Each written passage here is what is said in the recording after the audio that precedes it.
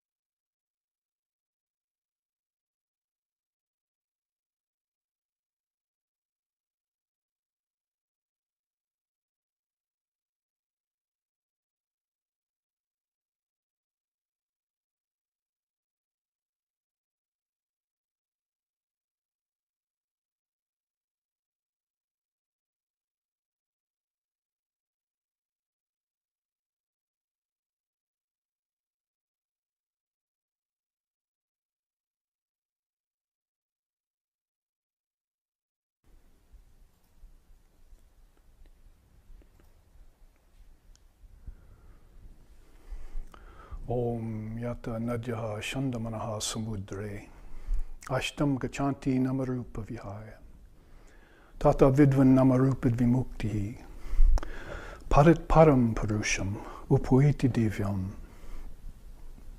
Om shantihi shantihi shantihi.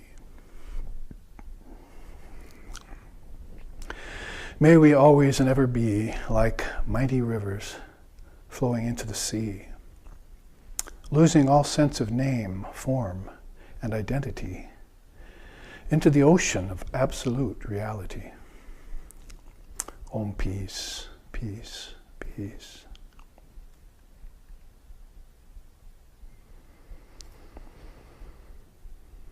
Om nicho nichanam chetanas chetananam eko bahunam yo vidadati kaman tamatmastam yenupashanti diraha tesham shanti shashvati netaresham. Om shantihi shantihi shantihi. That one, the eternal among non-eternal things,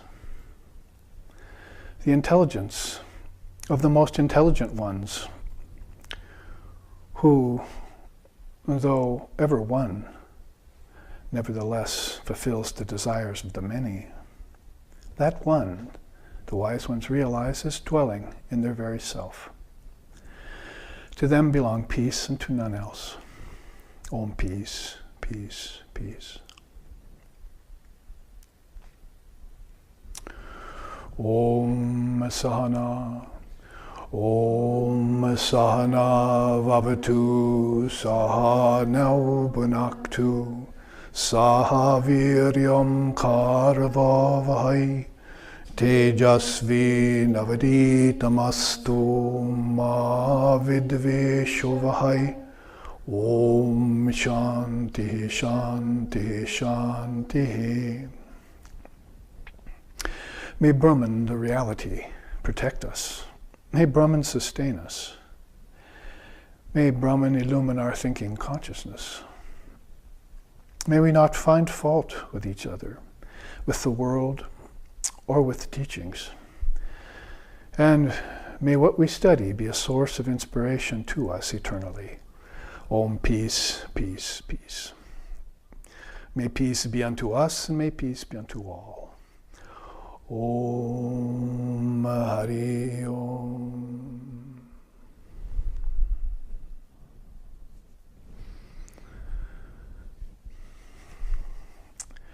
We gather here in Hawaii at the SRV chapter of SRV after some 4 weeks break, and I hope all of you, including the live streaming audience looking from different parts of the world, were able to tune into some of the live streaming classes that were broadcast from San Francisco on the Amrita Bindu Upanishad, that drop of nectar, and on the completion of the Adhyatma Upanishad in Portland. We finally, after a year and a half or so of teachings on those 30 or 40 slokas, finished up that Upanishad. So in SRV we've been doing a great service to interested Westerners who want to look into not only the Upanishads, that is those 10 or 11 major Upanishads that Shankara commented on in 700 or so, but also the minor Upanishads that he didn't get around to, because we all know there were 108 of them left over when Vedavyas finally closed that period of Vedantic learning and was able to capture some of those teachings, so they were not lost to us.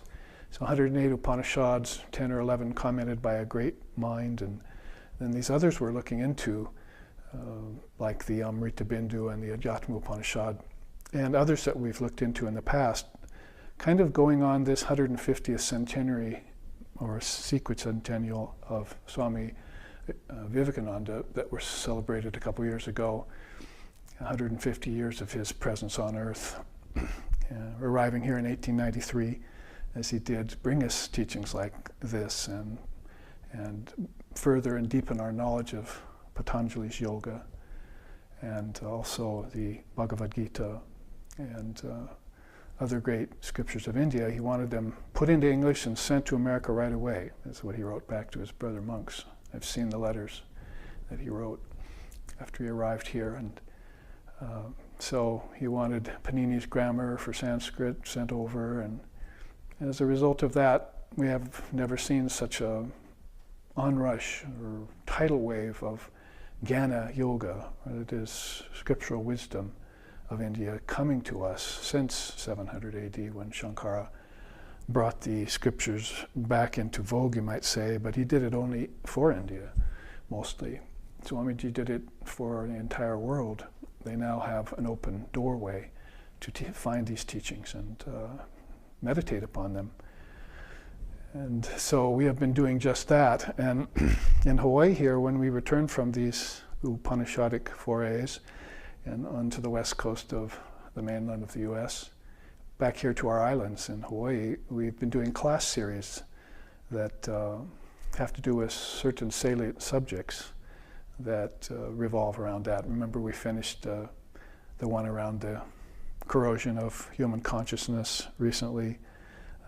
If you don't polish the mirror of your mind every day, that it becomes filled with dust, and you begin to overlook your true nature and mistake other things for your true nature, like, say, matter, which of course is nowhere near anything to do with your true nature, which is neither matter, energy, nor thought, as they say in the Upanishads. You have this pure conscious awareness, or timeless, deathless consciousness that is cited and pointed out by the great seers of India. So we know that that has more to do with our true nature, our true self, whether you want to call that Atman or Paramatman or Buddha nature or Busho in Zen, other words for it. These are India schools that come to us and bring us these great teachings. So this particular class series that we're embarking on right now, I think there's 3 classes in it, is called The Secret of Self-Storage. It started off on a rather humorous note as to how I thought of this title. Was, of course, driving along the freeway and seeing self-storage units by the side of the road. So it kind of cracked me up in a spiritual way, thinking about people putting all their stuff in these storage units and leaving it and coming back, or maybe they may be moving from house to house, or maybe they just got to get rid of some of their crap, and clean the attic or something, and they got to store it somewhere. So it's very much indicative of how everything is stored in the mind. And so if you saw the advertisement that we sent out for this class series on your computers through the SRV website or through your email, if you're linked into us, then you saw how we had a picture of a watermelon there. with all its seeds, because that's a portrayal in nature of self-storage too. Watermelon has everything it needs for its future generations inside of itself. So it's very apropos. So we might as well replace our heads with watermelons, or maybe Ichabod Crane fashion, put a pumpkin up there or something, because we've got all these seeds inside of us, and just like these fruits do.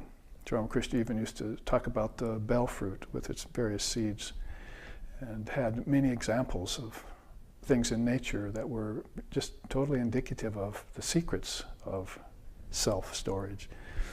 Well, self-storage here, would of course have to mean the mind, because we'll have to look at some of the teachings of the mind-only school today and next week and the following week. The mind-only schools of India, like Vedanta and Buddhism and yoga, Tantra and so forth, they all have this unique outlook, this very rare perspective, really, that everything comes from seeds, and those seeds, when they reach the physical level, are called forests and flowers and gardens and fruits and so forth. Those kinds of seeds are physical seeds. It's just an example of their origin, when the seeds for all of these outer seeds came from inner seeds, which are the seeds of our thought.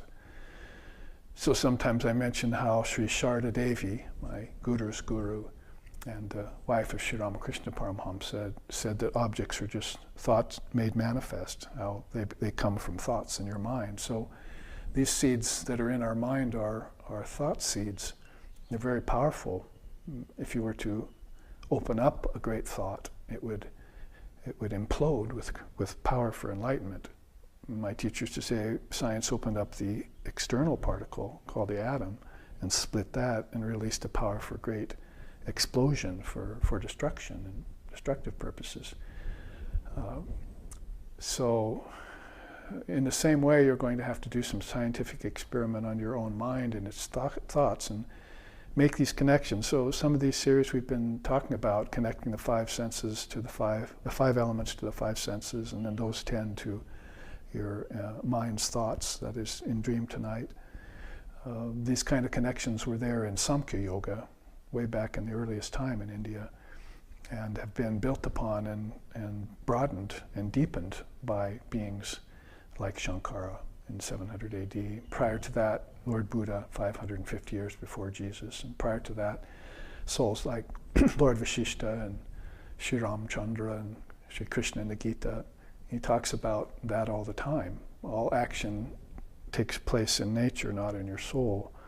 So if we were to find a medium point between soul, Atman, or Purusha, it might have been called back then, and nature, that is the five elements in their combinations producing objects, earth, air, fire, water, and ether, in various combinations inside of every object, then we would have to jump to the origin of the mind. So this is where mind-only school originates from, and they've been thinking this way for thousands of years and think this way in cycles. When cycles come back in nature, then souls are there to remember that all of this came out of the seed state in the mind. That particular mind would be called Trinity mind, or the mind of Lord Brahma. That would be Brahma, Vishnu, Shiva. So Brahma would be in charge, this great mind called in Samkhya Mahat. So this great mind would have produced all of these, would have held all of these great seeds in potential. It's a good word in English, if you think about the potential of everything in your mind. Or we were talking today on the drive on the way to the ashram here, how people could very easily understand and accept the mind-only perspective instead of, say, the evolutionary theory or the seven-day creation theory, which go opposite of each other. They could very well and easily accept the mind-only schools, except for time. Time slows down here in the physical level of things. Thought slows down too. That's where sleep comes from and so forth. So when thought slows down like that, if your consciousness is present, it's called the doorway into meditation. If thought slows down in time and it becomes slothful, that's called sleepiness, drowsiness, tamas. So the difference between the sattva and tamas is there. But back to the main point, the presence of time in people's lives, so much time elapses between the time that they desire something and the time they attain the desire, that they don't realize that time is responsible for all of this. That is basically, I desire to be a pop singer, or I desire to be a lawyer, or I desire to be anything in the world, firefighter, when you were a child or something. And then 20, 30 years later you find out that you're that. So your mind willed it, as Vivekananda says, and from the mind's will then it came to be. But the presence of time slowed down the attainment of that desire so much that you didn't see that everything came from your own mind, through the mind's will. Well, there's a great will in Lord Brahma who holds, you might say we may have a watermelon on our shoulders, but he has a watermelon patch. There's all the beings in the universe and all the levels of beings in the universe, and their seeds are stored in the cosmic mind. So that's a great self-storage. Then if you step a step outward or downwards from that, then you've got the ancestors and so forth, and they have a collective mind that's responsible for heaven, basically. Lord Brahma is responsible for creating the 7 worlds, but the ancestors get a hold of that and they're responsible for creating heaven. Heaven means heaven, earth, and hell as a cycle. And the individual mind gets together with other of its kind and produces physical world, and has all of the things in the physical world that it wants to enjoy. So all of this is coming from a great thought or a great series of thoughts. And the most powerful thoughts will be those ones that persist the longest and cause the greatest benefit. Of course, there are some very negative thoughts that persist a long time in us too, and cause great detriment to human race, violence and war and those kinds of things.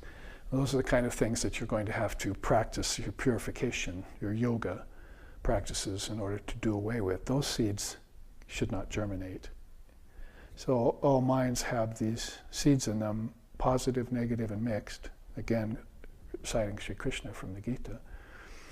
And which ones they'll water with the willpower of their thought, or the ones that are going to manifest themselves first and foremost in their lives. Each lifetime. So if you look at your lifetime and see which seeds you watered, if you're taking the mind-only school seriously, and not just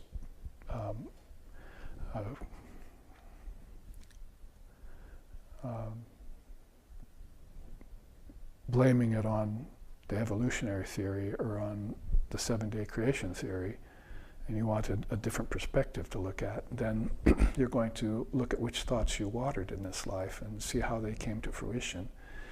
And those things that are not acceptable to you have to be then exposed to the fire of knowledge. So all of this is going to get taken up and explained.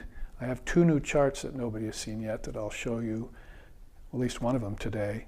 But the ones you see facing here, of course, are these ones on the great chest, the ancient chest of consciousness. So looking at that first, you can see the Divine Mother of the Universe dancing there, and she's dancing in midair over this great chest of consciousness. The chest has 3 drawers. And she says in her own scripture, which is the Srimad Devi Bhagavatam, which is a big, thick scripture that everyone should try and read at least once in their lifetime. I've done that and came up so much enriched from all the beautiful stories and teachings from the goddess, because no other tradition or culture in the world has Divine Mother so prominent in their religion or philosophy as India does. And she's looked upon as this great secret, really. Even the Upanishads, at the end of the Upanishads, say, this is the secret wisdom, and she's the great secret.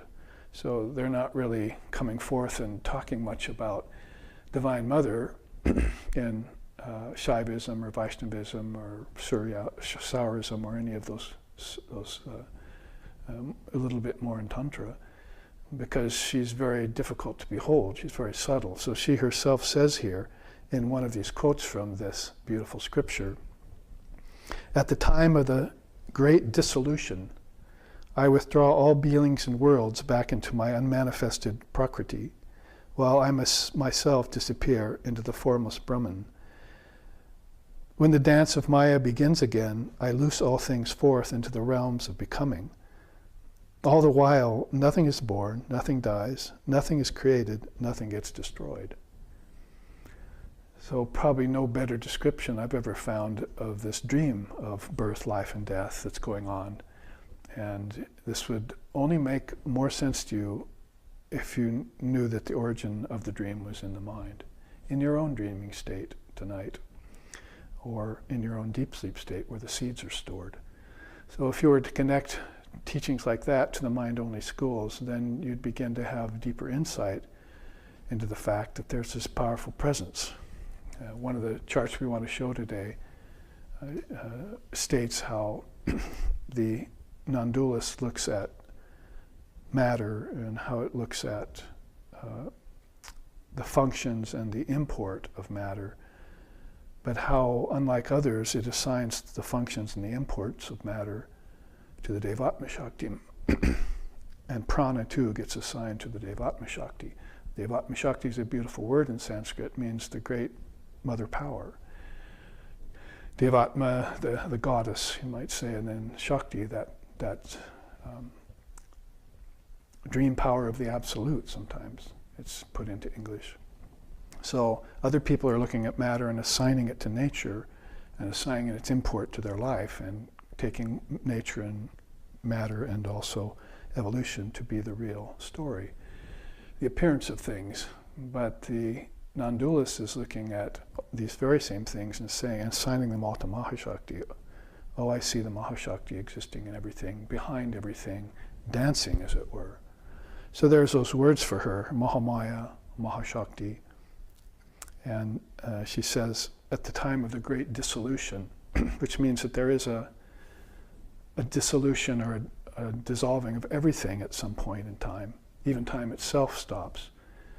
And so if that stoppage is the end of the physical universe in time and space, like the sun explodes or that kind of thing, of course it'd be very odd if billions of suns exploded at the same time, but whatever the case may be, if there's an end to all of manifestation outwardly, like there is every 24 hours for you in deep sleep, then there's got to be some place where this energy, this material, or at least the origins for these materials get stored. And so she's saying, I am that storage. I am that. All beings, worlds, I take them back into the unmanifested state. Unmanifested Prakriti means this, basically. We'll look at this in a minute. We've seen it before, but it's the bulk of the iceberg. The tip of the iceberg has examples or little samples of every little thing that's in its bulk, but it's very minor sampling. A little earth, a little fire, a little air, little planets, little forests, and so forth. But the seeds to those are all in the bulk of the iceberg, which lie beneath the surface of consciousness. That is ordinary consciousness. And that's only somebody who would penetrate into this deep ocean and examine the bulk of the iceberg, who would then begin to see how much is stored there. And you may even, if you're trying to understand this from the Western perspective, call this the subconscious or unconscious mind. It's unmanifested Prakriti is that and much more in India. And it holds all those seeds just like the watermelon does. So you could see that she talks about the great dissolution right away. So if there's a dissolution, then there also has to be a projection. And that's what Srishti, Sthiti, and Laya are. And you see here the three words there: sustenance, withdrawal, and sportive play, lila. Srishti, projection, Sthiti, sustenance, and withdrawal, Laya. And then over here, sportive play that's going on all the time. So this is all a part of her dance. And She's got those great names, Mahamaya, Mahashakti. Sometimes we even sing about those.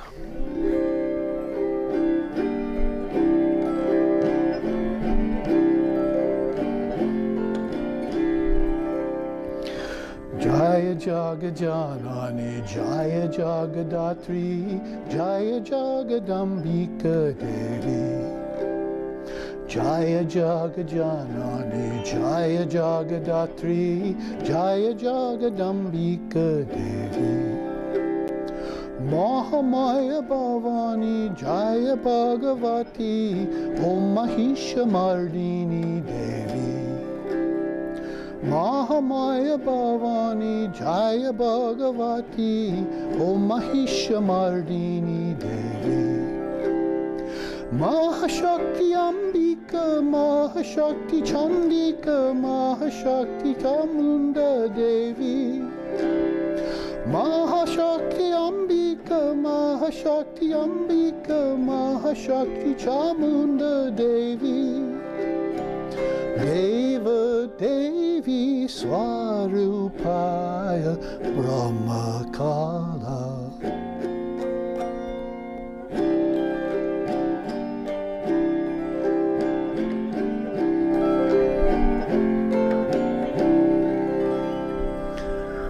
And the song rolls on like that with many, many more names of Divine Mother of the Universe. I put that into English and said, victory to the Mother of the Worlds.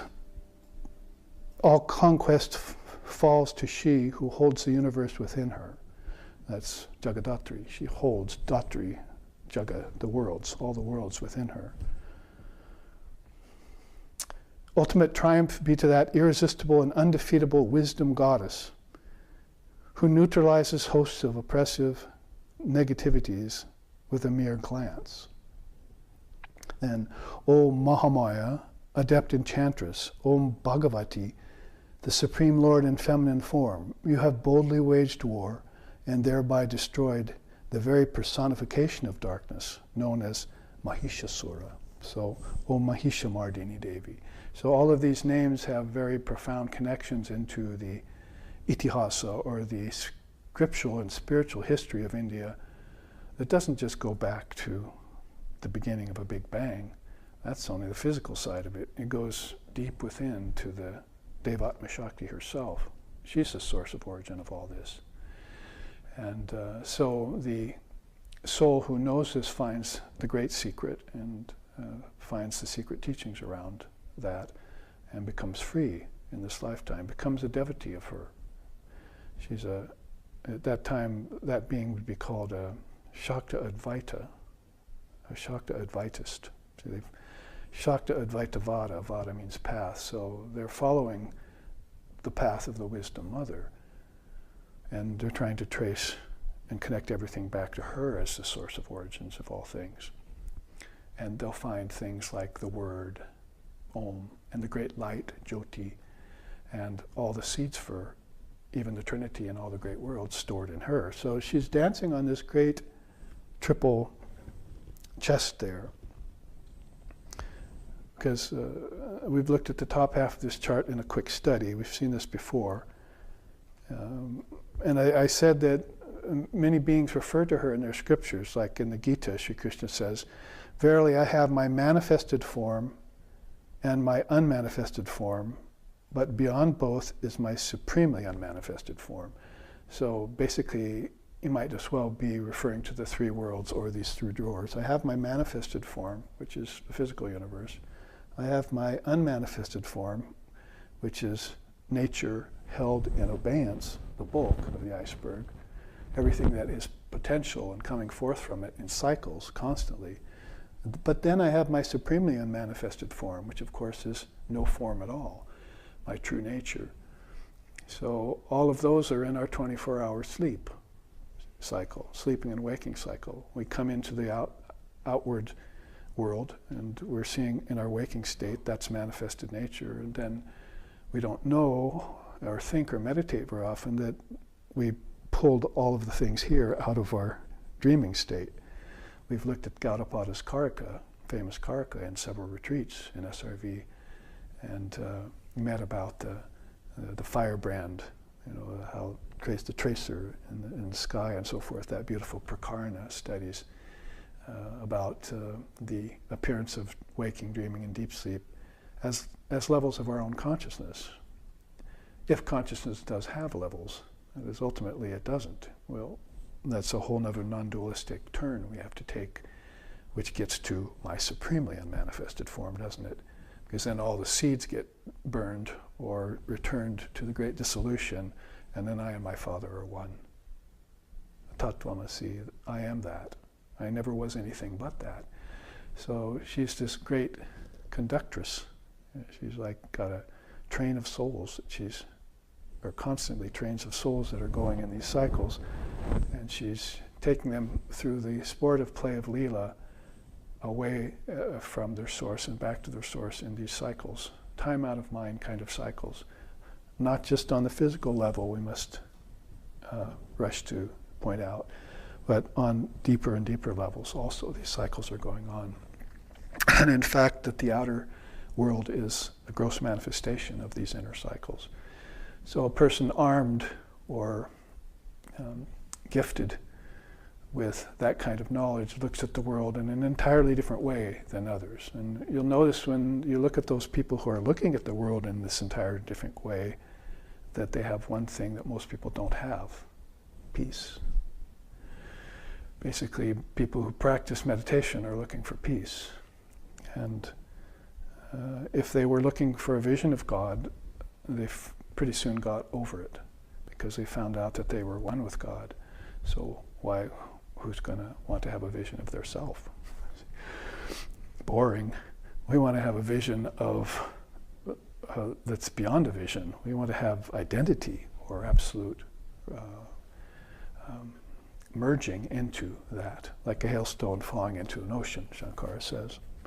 So this is pointing towards the non-dual awareness, which we will get to in one of these next charts. So Krishna mentions that it has a manifested form, an unmanifested form, and then a supremely unmanifested form. Look that up in your Bhagavad Gita if you like. Across the page, there's a similar statement by Jesus Christ. He said, "In my Father's mansion there are many chambers, abiding places, homes of rest and peace and sojourn."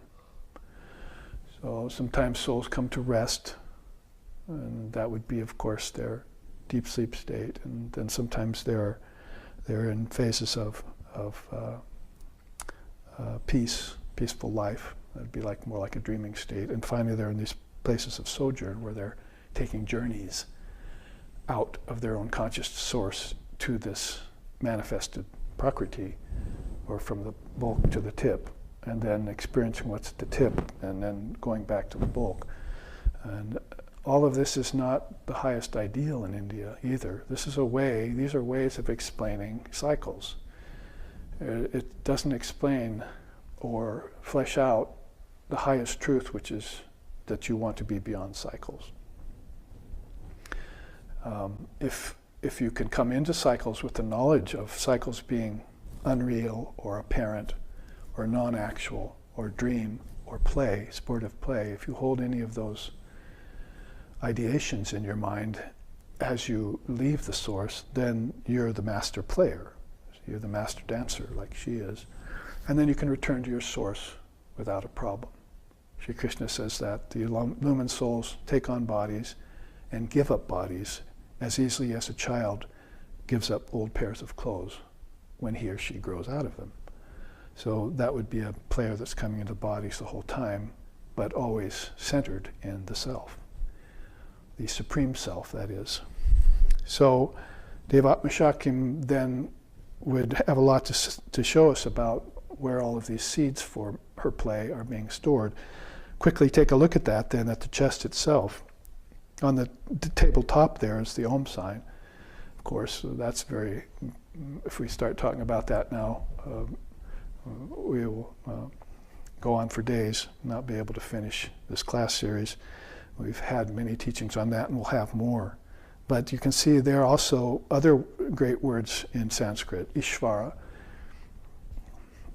They say, if you're at a non-dual level, that you're not praying anymore because there's nothing to pray to. You've aligned yourself with absolute reality, so you can't pray to God. It's not impossible to pray to God. But you can pray to God with form. However, you find out that that God with form is inside your mind at its deepest level, Ishvara, or Avatar. Avatar has also come out of the great mind of God and has taken a form and then has given up the form in full sight of everyone many times, and will continue to do that many times. That transmigrating soul, as it were, that great soul, Ishvara or Avatar, can be propitiated. You can pray to that reality, but the formless God doesn't answer prayers because there's no two-ness there. There's no lack of anything. There's no consciousness of there being a division whatsoever. So the souls that rise to that and merge with it, like the hailstone that fell in the ocean, finds that fullness of eternal peace, bliss, love, light, and in that way puts the game, the sport of play, to rest. Why would God want to sport, Gaudapada says? Only somebody who had desires would want to sport. But God is aptakama, means free of kama, free of desire. So why would it want to sport? So the beings who realize beyond the waking, dreaming, and deep sleep, or projection, sustenance, withdrawal, if they realize that, they'll realize the cause of everything is seeds. And that's this first drawer, causal realm, called Karna Jagat. The cause for all the worlds are in these seeds. In other words, all objects as seed essences, called bijams. So if you're looking at the inmost drawer of your own consciousness, that's where you've stored all these things, all these special words that you have, all these special desires you have around them. You'll have to go to that drawer and pull out the seed essence and take it to a lower drawer in order to manifest it. Because there's no form here, they're just seed essences. You'll find that in your deep sleep tonight if you were to see it consciously. You'll also find it in your meditations. Those are the two ways to find the seedless state. There's a third way, it's called death of the body, but most beings won't have a conscious death. So they may even go to a seedless state after their death, but not be conscious of it, because are you conscious of it tonight when you go to deep sleep? That's a kind of death. So you've lost your ego, so it's the ego that comes and goes in and out of manifestation as far as the small self goes, or consciousness. And it has everything it needs inside of this self-storage unit called the great mind. It can pull everything out of there, and then it just dissolves it back in when it goes into deep sleep. The same thing happens, I've often said, when you breathe in, you hold a breath, and you breathe out. Puraka, kumbhaka, rechaka, they call it in yoga. So that's why it'd be one of the higher ways of practicing breathing exercise, is not just to breathe and see how you feel, because you're just feeling prana. And prana's not very high. But if you were to breathe in thinking, this is creation, or my in-breath is like a projection of everything, and my held breath is the sustenance of everything, and my out-breath is the dissolution of everything, then I'm practicing this three-point principle every time I take a breath. And if I were aware of doing that, then in practice of doing it, then I would realize my true nature, and I would see what's in the breath. I'd see what it signifies, life force and so forth, where it comes from, where it originates from. That's a great meditation to have. Sort of like meditating on an ocean, but first you have to get through its waves. Finally it calms down. Or meditating on the sun, but first you have to get rid of the clouds and the rays, and finally you get to the actual sun. So you have these different meditations as envisionments or vipassanas that you practice, and or upassanas, and then you can get to a state which then beyond the breath, a breathless state, kumbhaka they call it, because there's a fourth movement of the breath after you breathe out, which is another held breath at the bottom of the three movements of breath. Puraka, kumbhaka, rechaka, then they don't teach this very often. There's another kumbhaka at the foundation of those three. So that's what you'll having deep sleep tonight, you'll take a deep breath and you'll go to sleep and you won't breathe for minutes at a time. In that state, your memory cells and your brain cells are okay. Not like being suffocated or drowning, where if you're without air for a long time, all of a sudden you destroy brain cells. But in that suspended state of kumbhaka, you can be in there for a long time without messing with any of the brain cells. Your consciousness actually disassociated itself from the mind. And in that way, the breath is a great vehicle. Like prana in India really signifies Garuda, this great dragon bird.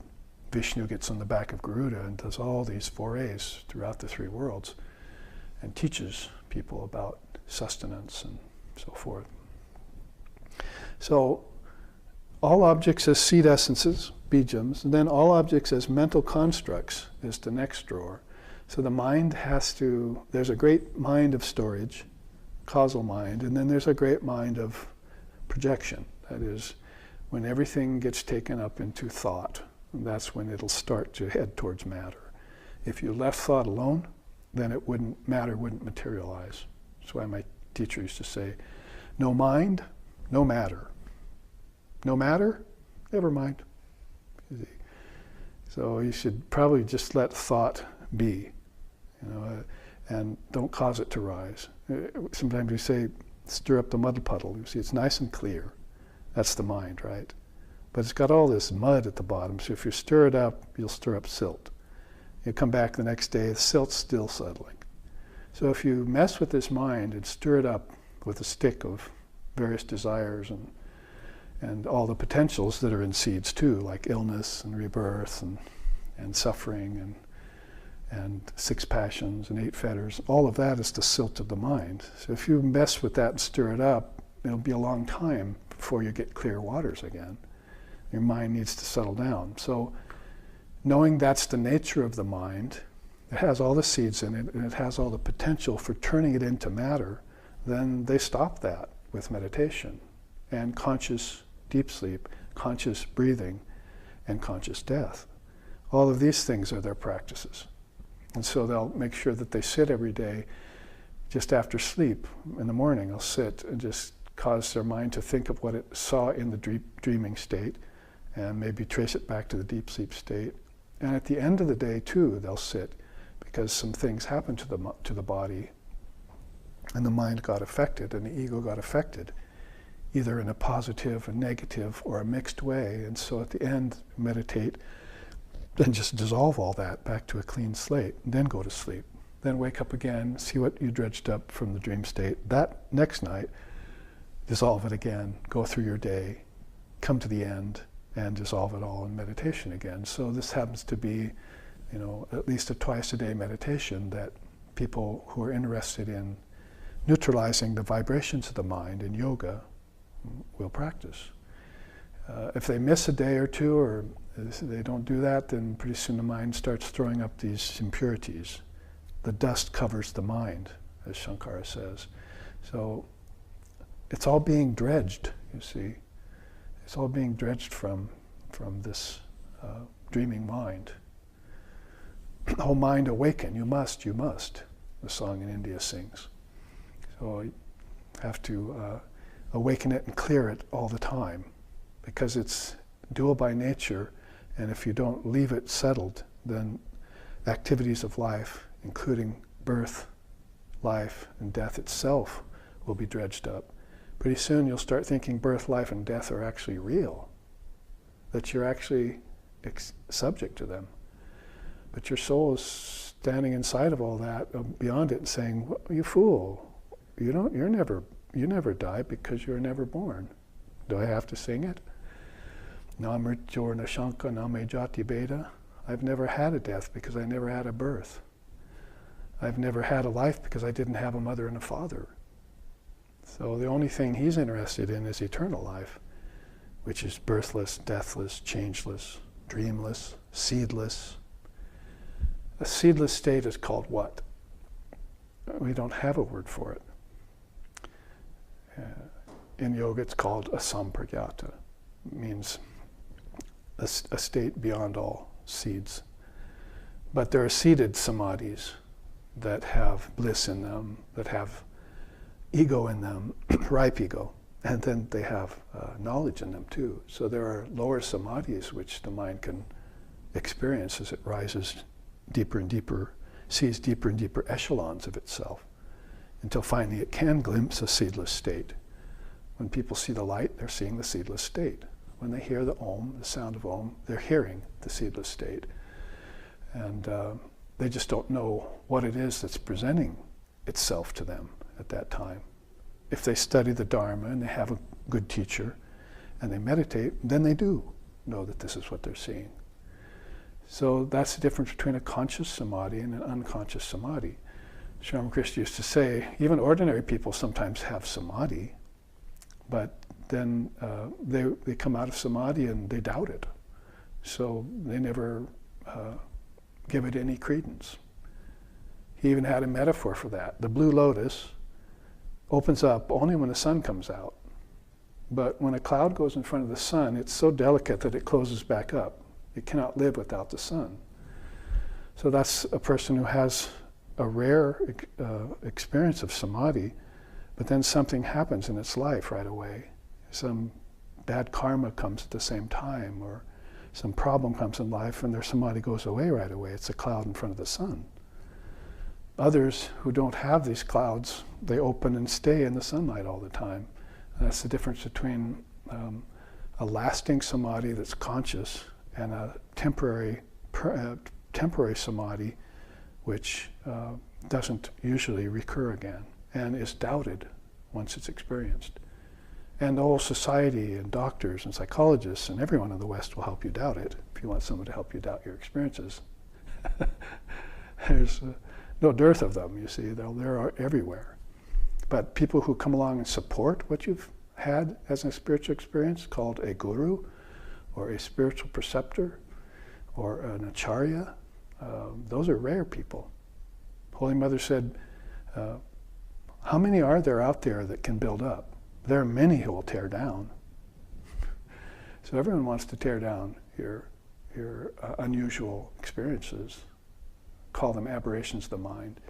But Sri Ramakrishna said the real aberrations of the mind are your attachment to wealth, your attachment to children, your attachment to family, your attachment to pleasure, your attachment to attachment. Those are the real aberrations of the mind. What's nighttime to the all-cognizing muni is daytime to the worldly person. And what's daytime to the all-cognizing muni, samadhi, is nighttime to the worldly person, Sri Krishna says in the Gita. So these are two opposite views, and one comes aware of them if one studies deep enough. In this way, we're really looking at three levels of our consciousness. So if you know that out of the seeds of your dreaming state, when you come to the waking state, you're using the seeds that came out of your deep sleep state to produce things, then you'll finally take responsibility for all the things in your life. You won't blame God or devil or anything or anyone else for the things that you've done in your life. You're the ones that watered those seeds. You brought them out into objects. Now, did you get attached to the object? Did you use it wisely? Did you use the concept well, or did you desecrate it? Did you understand what the seer said or misunderstand it? Did you do it all consciously or unconsciously? This is all up to you. Your own mind fashioned these things. How could it forget that it did that? So forgetfulness is a big problem, and remembrance is half the battle towards enlightenment. Sri Ram says that in the Ramayana. So remembrance is half the battle towards your enlightened state. In Tantra, that's called pratyabhikya, acknowledging and remembering certain philosophical facts, some certain verities of your own consciousness, like Tatvamasi, or I am Atma Brahma, or this self is Brahman. Those are the things you pull out and place first, and then measure the world against them. You don't put the world first and then measure all these things against it, including your samadhis. So, love the Lord thy God with all thy heart and all thy soul, first and foremost. Is it God or is it Mammon that you want to concentrate on first and foremost? So it was, every great soul knew the answer to that question. So there you see on this lower chest of drawers, all objects as physical forms, i.e. matter. So in this chest of consciousness, the mother dances above, as if she knows the secret to all self-storage, not only at the level of seedless state, but at the level of deep sleep, dreaming, and waking. These are all levels of self-storage. Do you have a refrigerator full of food at home right now? Then you're storing things. So even on the physical level, you've got seeds in the garden producing plants, everything's growing here. But ultimately growth is an illusion. Consciousness doesn't grow. And it doesn't diminish either. It's always the same. It's all ever present and unchanging and all pervasive, and we try and borrow as many words as we can for it in English to help us understand that there's a witness consciousness behind all the movement, or movement's non-actual. Go back to your Gita again, you'll hear Krishna say that. Oh, action, Arjuna? Like this battlefield, for instance, all this happens in nature, but it doesn't happen in your soul. So Arjuna is all of a sudden encountering non-dual truth. Ajativada, non-creation, non-movement, stasis, eternal stasis. He's faced to that, and he's faced with a being who lives in it. Oh, all action doesn't take, it takes place in nature, not in your soul. Later he follows it up by saying, the unreal, because Arjuna has problems about the unreality of things. He says, the unreal, that never exists. The real, oh, that never ceases. So the unreal never exists, the real never ceases to be. The truth about both of those, real and unreal, parens, has been known by the Indian seers. So they know it. Why? Because they know the secret of self-storage on all levels, seeds on all levels, and how seeds produce objects. Thought is father to the deed. So not only does thought produce objects, it also produces the acts amidst objects which cause karma. So no mind, no matter. If you have a no mind state where all your seeds have been burned over the fire of knowledge, then you're living in the seedless state all the time. You might have known a person like that, or heard of a person like that, maybe even seen one.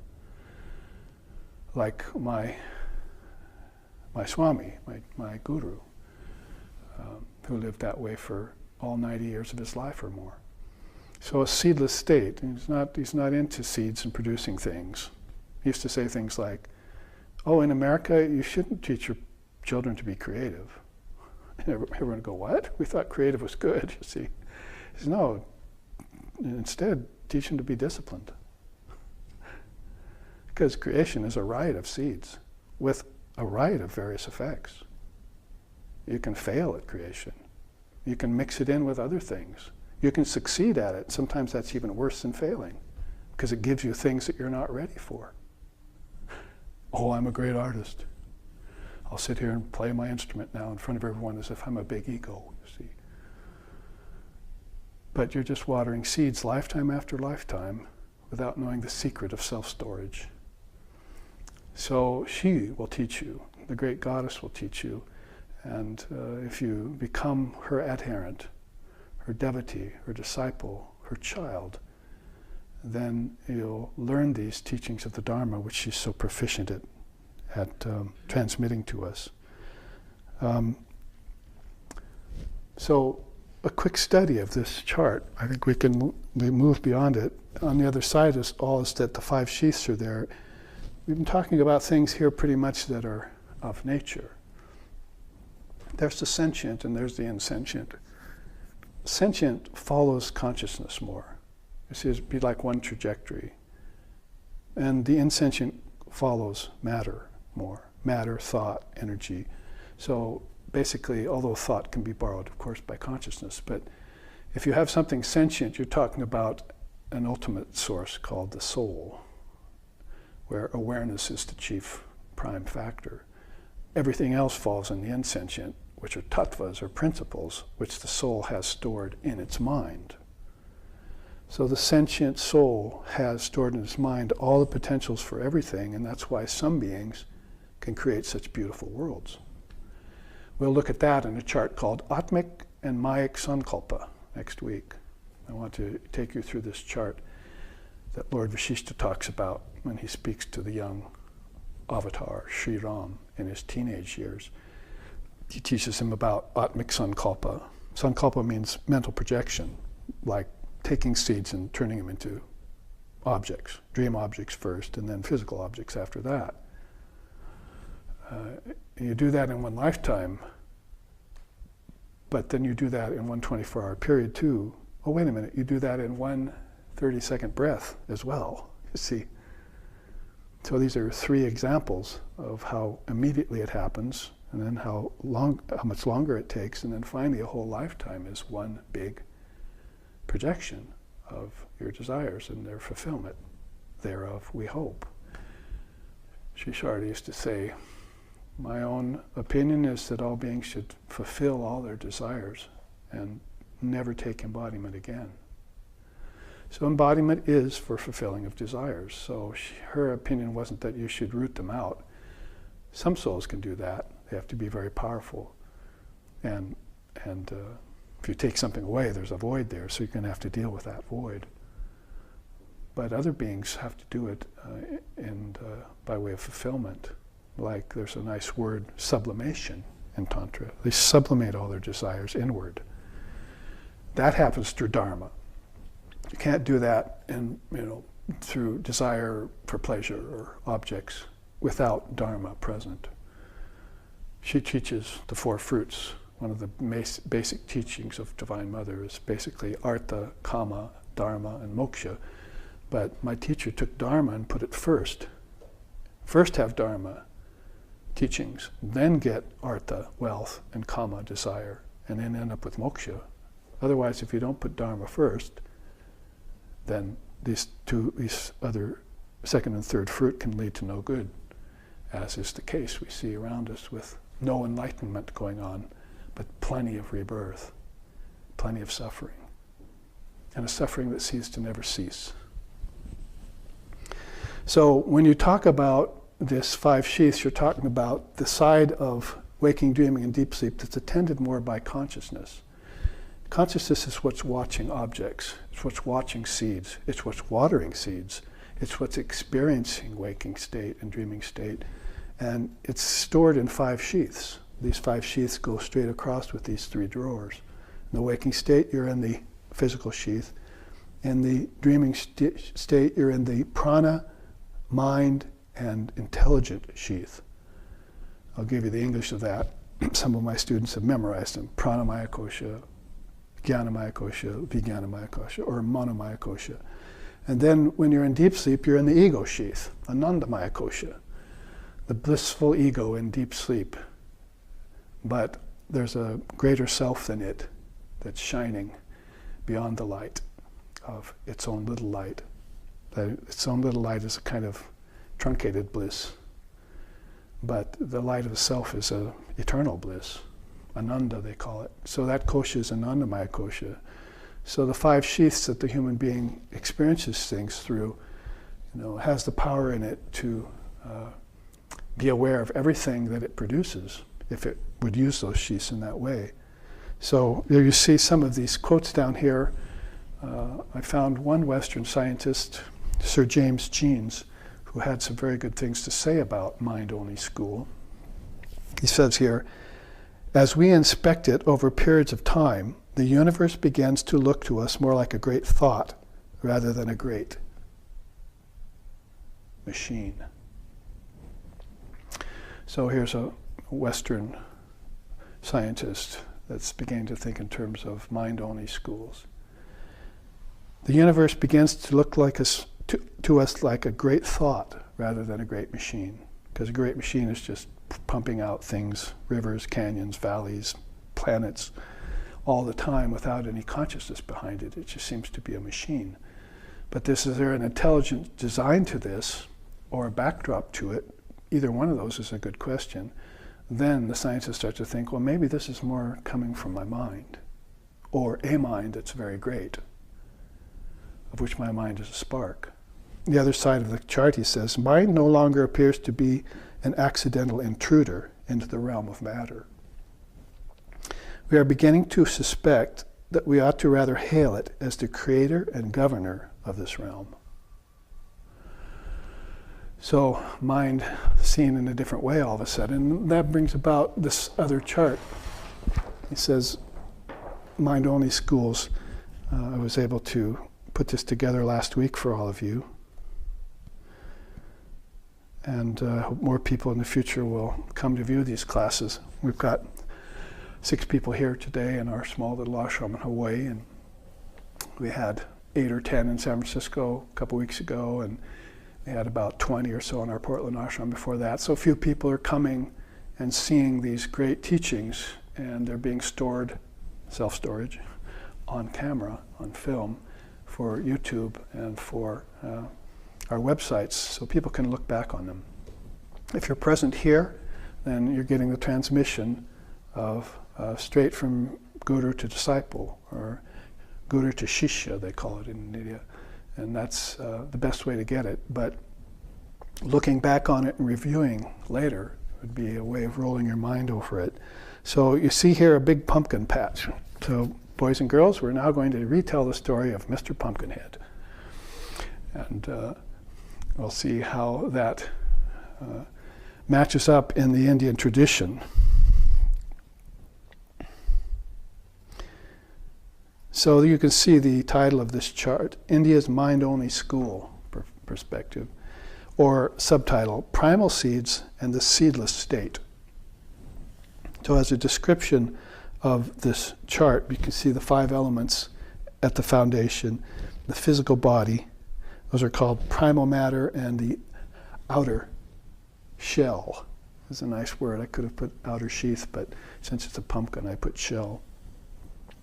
And then vital force itself, and this senses and prana leading back in to the ancestors. So this loop for the ancestors and back is what we've often said is what Lord Buddha came in 550 BC to tell us about, is that the Indians at the time, in that religion, at the decline of the Vedic and Vedantic periods, they were beginning to get enamored of and hypnotized by worship of the ancestors, rituals. And the Upanishads, if you look into them, they'll even admit it. Say, there's in the Ishavasya Upanishad and other Upanishads mentions about how they got invested so much in ritual, and that was a deep, dark hell eventually for them. So they had to get beyond ritual and see the observer or witness of the workings of all of this. So if this is one big pumpkin patch, you see these rows of pumpkins stretching off back into the back of the field, you can see that each one of them is a subtler version of itself. So on the very apparent side, we have this loop between, you might call it lower earth, lower heaven, and higher heaven. These 3 here, ancestors and human beings, animals, plants, and so forth, that go around in cycles like this. You can see then from this chart, on this chart, this quote above, the seers of India have realized that everything in form proceeds from the mind. And this is why they have revealed the singular way leading to dissolution. That is, the mind's dissolution. They're revealing a pathway to us, burning the seeds. Sri Ramakrishna has compared the mind's propensity for production to rice seed strewn across the ground before a rainy season sets in. A riot of growth is the result. But if these seeds are exposed to fire prior to their exposure to soil, their power of germination is destroyed. This fire is the practice of yoga, which renders the mind's proclivity for desire-based expression nil and void.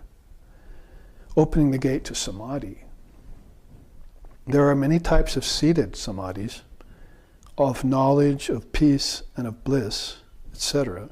But there is only one kind of unseated samadhi.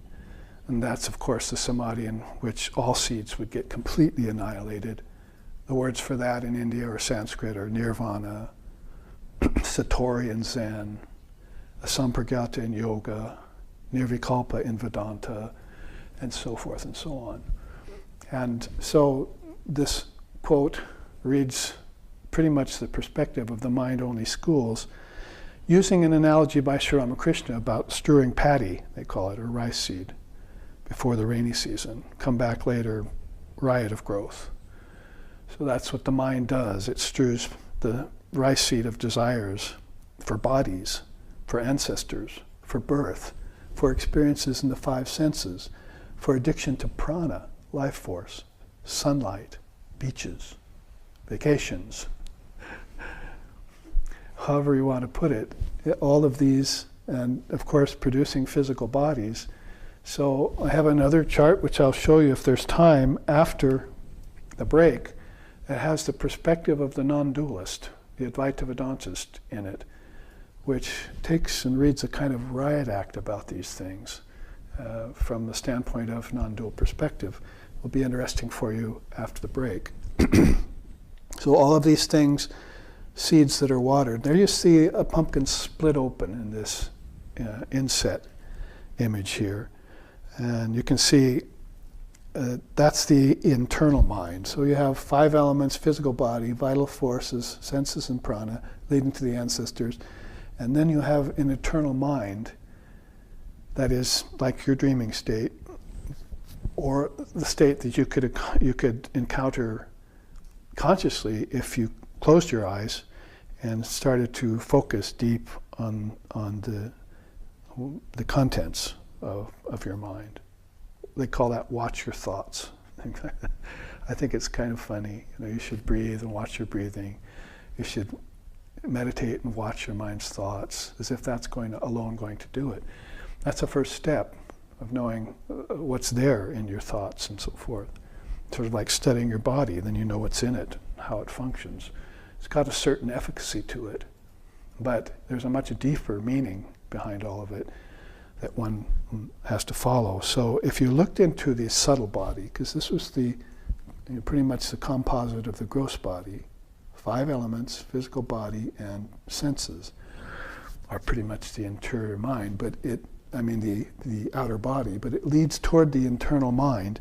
There you see these seeds. You might not be able to read these little words. The seeds are so small that you can see there how the mind projects because of the seeds of propensity, or as the quote said, proclivity for germination. So what it has there on these seeds is nature. Mind produces nature. So nature is pretty much, the way we look at it, five elements, isn't it? But we're not seeing unmanifested nature, which is actually inside the mind.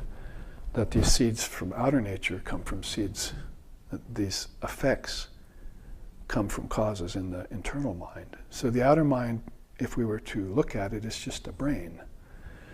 If we want to look at what mind really consists of, we have to count consciousness or awareness into the picture. And that's what intelligent people even are not doing when they look at their lives. They have to meditate on consciousness the way an Eskimo would study snow conditions. That's a nice saying in Zen. See? Meditate upon your mind as if an Eskimo would meditate on snow conditions. So you watch your mind constantly to see what it contains. And pretty soon you'll come to a conclusion that there's a proclivity there for manifesting all sorts of things. So there you see Ekonava, the ocean of ethereal matter. So there's a kind of matter that's primal, all the way down to the solid earth, air, fire, water, and ether. And there's an ethereal matter upon which the mind is basing everything. So that would be like these guts. If you've ever taken a pumpkin apart, you know how much you have to pull out of there of this inner stuff before you make your jack-o'-lantern or whatever. And also some seeds there. So those seeds that are shown in this half of the pumpkin are nature and then worlds. Also bodies and races, cultures, also objects, gods, and God itself is in the mind too. As Swamiji says in this beautiful quote below, and it is this Lord we are trying to realize from time without beginning in the objective. And in the attempt, our minds throwing up such queer creatures of our fancy as man, woman, child, body, brain, earth, sun, moon, stars, the world, love, hate, property, wealth, etc. Also ghosts, devils, angels, and gods, God, etc. It's quite a fine list he puts together there in one of his letters, informing one of his disciples about the perspective of the mind-only school, that these things that we're calling God are all in our mind. And of course, when the mind is dissolved, then we'll be able to see our union with divine reality. The mind will dissolve, and that mind was the last barrier holding all these seeds in way of us seeing our true nature, which is formless. Formless with a capital F, as Sri Krishna said in the Gita, I quoted a minute ago. So you see all these seeds inside of this pumpkin head, are very vast, and there are more, but that's enough to think upon, that nature comes out of our mind. That's not a way people are thinking in this day and age. Nature starts with the Big Bang and develops over millions and billions of years. But all of this is a very, very long story, and what's watching is one eternal moment, is watching the long story. Time disappears for you in deep sleep, and they say, the great souls, it disappears in samadhi too. So space disappears there too, and so does cause and effect. If you come back to the realm of seeds, then cause didn't go away yet, just the effects did. So you have to check out what caused me to return to the body, what caused me to have a mind, what caused the desires in the mind to produce worlds and bodies and take them for everything other than what they are, Brahman. You're taking all of this as everything but what it really is, Brahman. And this is a very subtle thing, non-duality, to look at, but we'll have a pumpkin head full of it after the break. I'll show you this other perspective of a non-dualist, how he would think about these very things. Well, then, as you see, the chart is an easy study, but you can see as it, if you go back deeper and deeper into the causes of these effects, that body, elements, physical body, vital force, prana, senses, all of that can be traced right back to the ancestors. So a non-dual perspective would be that basically God doesn't create, God doesn't destroy, God doesn't give you birth, God doesn't kill you, destroy you. If you want to know who does all that, go to your ancestors and check out the seeds, because your ancestors are giving you bodies, births, desires, and you're in this loop with them all the time, and you are one of them. So we are the world. If you want to look into a deeper meaning of that song, Vedantically speaking, is not all that pretty a picture. We don't want to be the world. We want to be ourself again. The world is the product of the ancestor loka, collective mind it's called. And that's a powerful thing that many souls have a very hard time piercing through or getting. There's a Granthi here in Kundalini speak called Vishnu Granthi. Brahma Granthi is very low. It means pretty much getting out of desire for animal bodies and gross things, animalism, animalistic things. And if you can do that, you can occupy human level at the level of what Sri Ramakrishna called eating, drinking, and sex life. Many people going through that, you see. but they can't get through this membrane that gets them to the heart chakra. So if they get to the heart chakra and open up that chakra, they've transcended the three worlds of Bhur, Bhuva, Swaha. You see, we often talk about that. And then they can get to this Anahata chakra, this heart center. And so that's where you get beyond this loop of rebirth. If you open that fourth chakra, then you're not called back into rebirth with your ancestors anymore. But that's called the Vishnu Granthi right there. And it's going to take some real love of God, they say in Tantra, to pierce through that. There are even very intelligent beings who are having a hard time piercing through that and getting beyond being born with other intelligent beings, so they can just restudy more of the same intelligent stuff.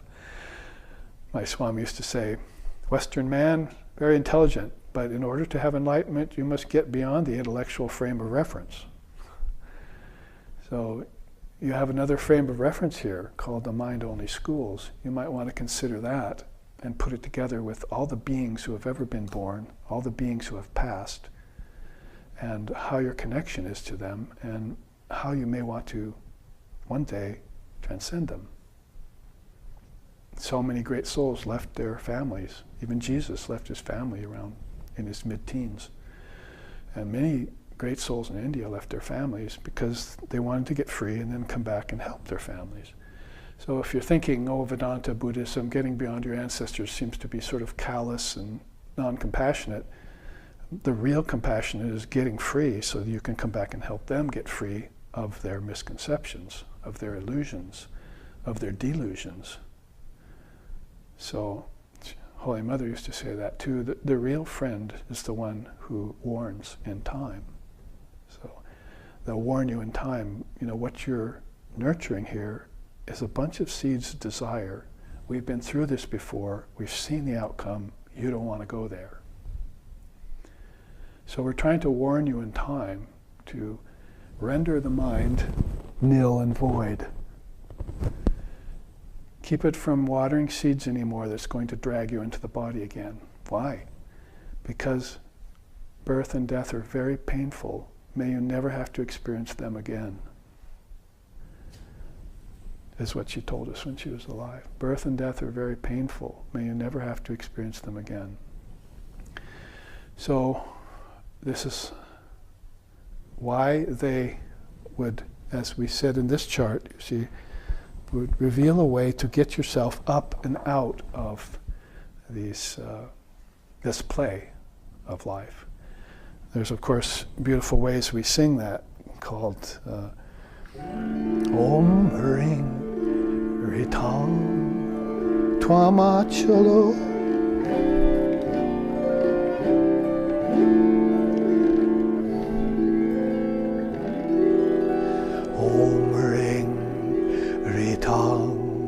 Twamachalo Gunajit Guneja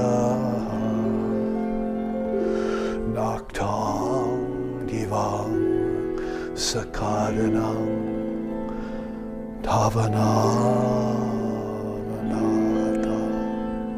So Mama Dina Bando, they say sometimes. So basically it's this this play of life forever quench. It drags from birth to death, death to birth to souls, how Swamiji put it. It says, Swamiji put it in so many beautiful ways. So quickly, he will awaken us from the problem of delusion, he says in this beautiful song.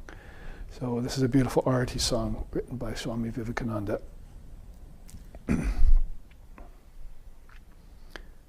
Now, if you see here, ancestors, the celestials, the gods and goddesses are all rows of pumpkins back there deep in your mind.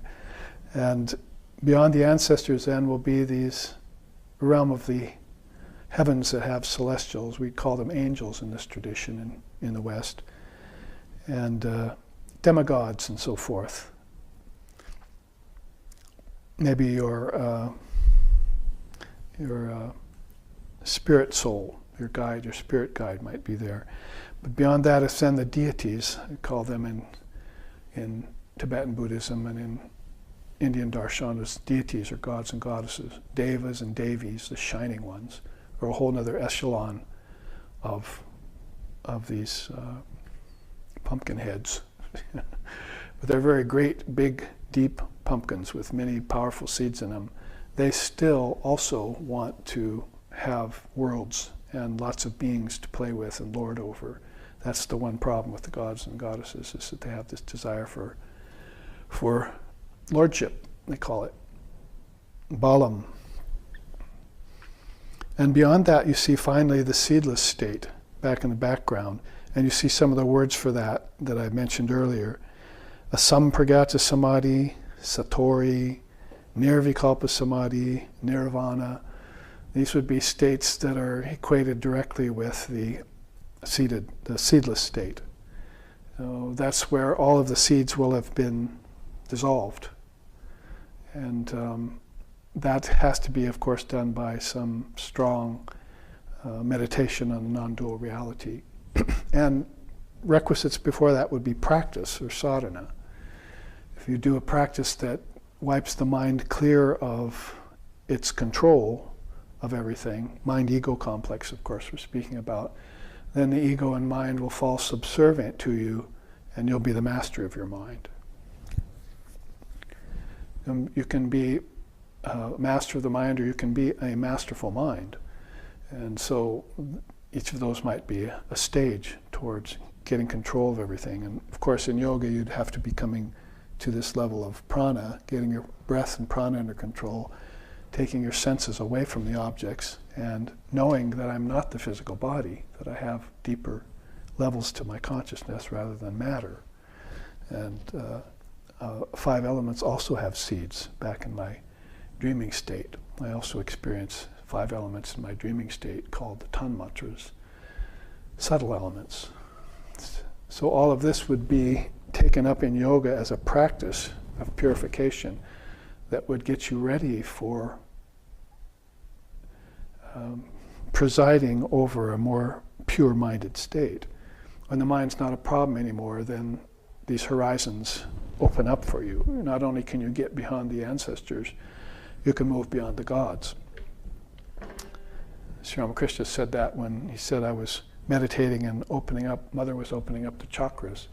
I came to a place of Indra, the Lord of gods, and wanted me to be a part of his realm.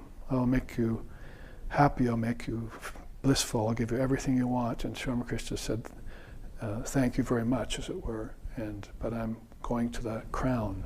So you have crown of everything, the Sahasrara, they call it. And so he denied the occult powers on the way. Vivekananda also mentioned that. And then desired the allurement of the gods to bring them into a realm that wasn't much higher than even the celestials, and who were lorded over by the gods and goddesses. So moving deeper inside, went beyond the forms and saw everything in a potentially seedless state, sort of like our deep sleep. This would be these samadhis that are being mentioned here.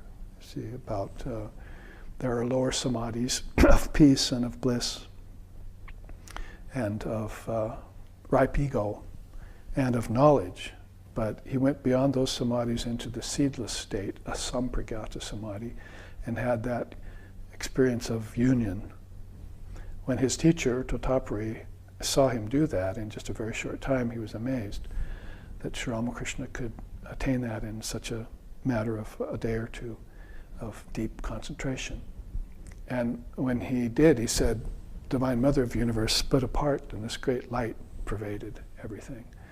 So if you want to read some of those experiences of Sri Ramakrishna, Paramahamsa, you can look at the Gospel of Sri Ramakrishna and some of those great experiences he had in his sadhana phase that he told to his disciples later on when the young boys started coming to them. He finally prayed to Mother and said, would you bring these souls to me? I can't explain these experiences to worldly people. They don't understand, so bring me some souls who understand. So these great young men and women started gathering around him, and he started telling them all of his spiritual experiences. That's all related very nicely in the Gospel of Ramakrishna, an incomparable spiritual manuscript that has everything worthy in spiritual life listed in it. It sans a lot of the occult powers that other teachers are focused upon, and just pretty much takes the Dharma, the teachings, and knowledge and what's beyond knowledge, and gives it a good expose for human consciousness today. Because Sri Ramakrishna was alive 1836 to 1886 for 50 years in the body. This great avatar, if we want to go back and show the top of this shelf here, this great avatar of Kali. Sometimes we sing to him that way. Paramahamsa Sri Ramakrishna, Paramahamsa Sri Ramakrishna, Laho Pranam Namaskar. So another verse is Matri Bhakta Yuga Avatar. So he's the great devotee of the Divine Mother of the Universe who brought the mother form fully into view in this day and age for people. And Yuga Avatar is the divine incarnation of this particular age, which is called the Kali Avatar, or the Kali Yuga. So this is also a quick study, but you can see the main point of it here is to show the various levels of the mind-only schools, how they're looking at it as a perspective. And after the break, we'll look at it in terms of a very non-compromising view. This is pretty much inclusive of everything that you will find in the 24 cosmic principles of Samkhya, and also in the various renderings of Indian philosophy too. So, and it takes it, of course, all the way up to the highest state, the seedless state. So it's all inclusive. And beautiful quotes there by Swami Vivekananda about everything that's concluded inside of the mind and how to get beyond it, how these seeds are everything from desire for matter to God itself is in the mind. So if we want to get beyond the God with form, which is a God that we can supplicate, then we'll have to find out that I and my Father are one at some point. Maybe we'll do that sitting in our meditation shrine one day in a very deep state of sattva or pure sattva, or go out into the wilderness under a tree or in the desert or on the mountaintop and have a profound experience of that, and at least get a glimpse of that seedless state, and then you can align everything in direct assignment to that seedless state, which this chart does for us very nicely in a simple way. So here I think we've run out of time for the first half, so let's break for 15 minutes, live streaming audience, and we'll join again afterwards. I'll show you another new chart on the incomparable view of the Advaita Vedantist. Om.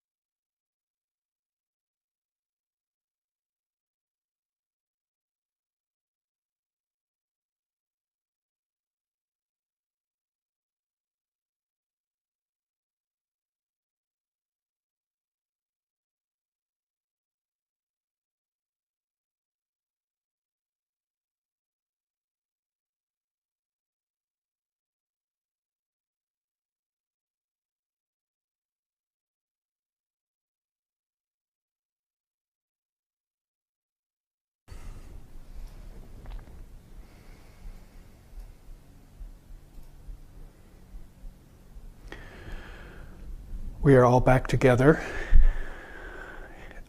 at the second half of the first class on the series called The Art of Self-Storage. And we found that each of us has a watermelon or a pumpkin for a head and lots of seeds in it.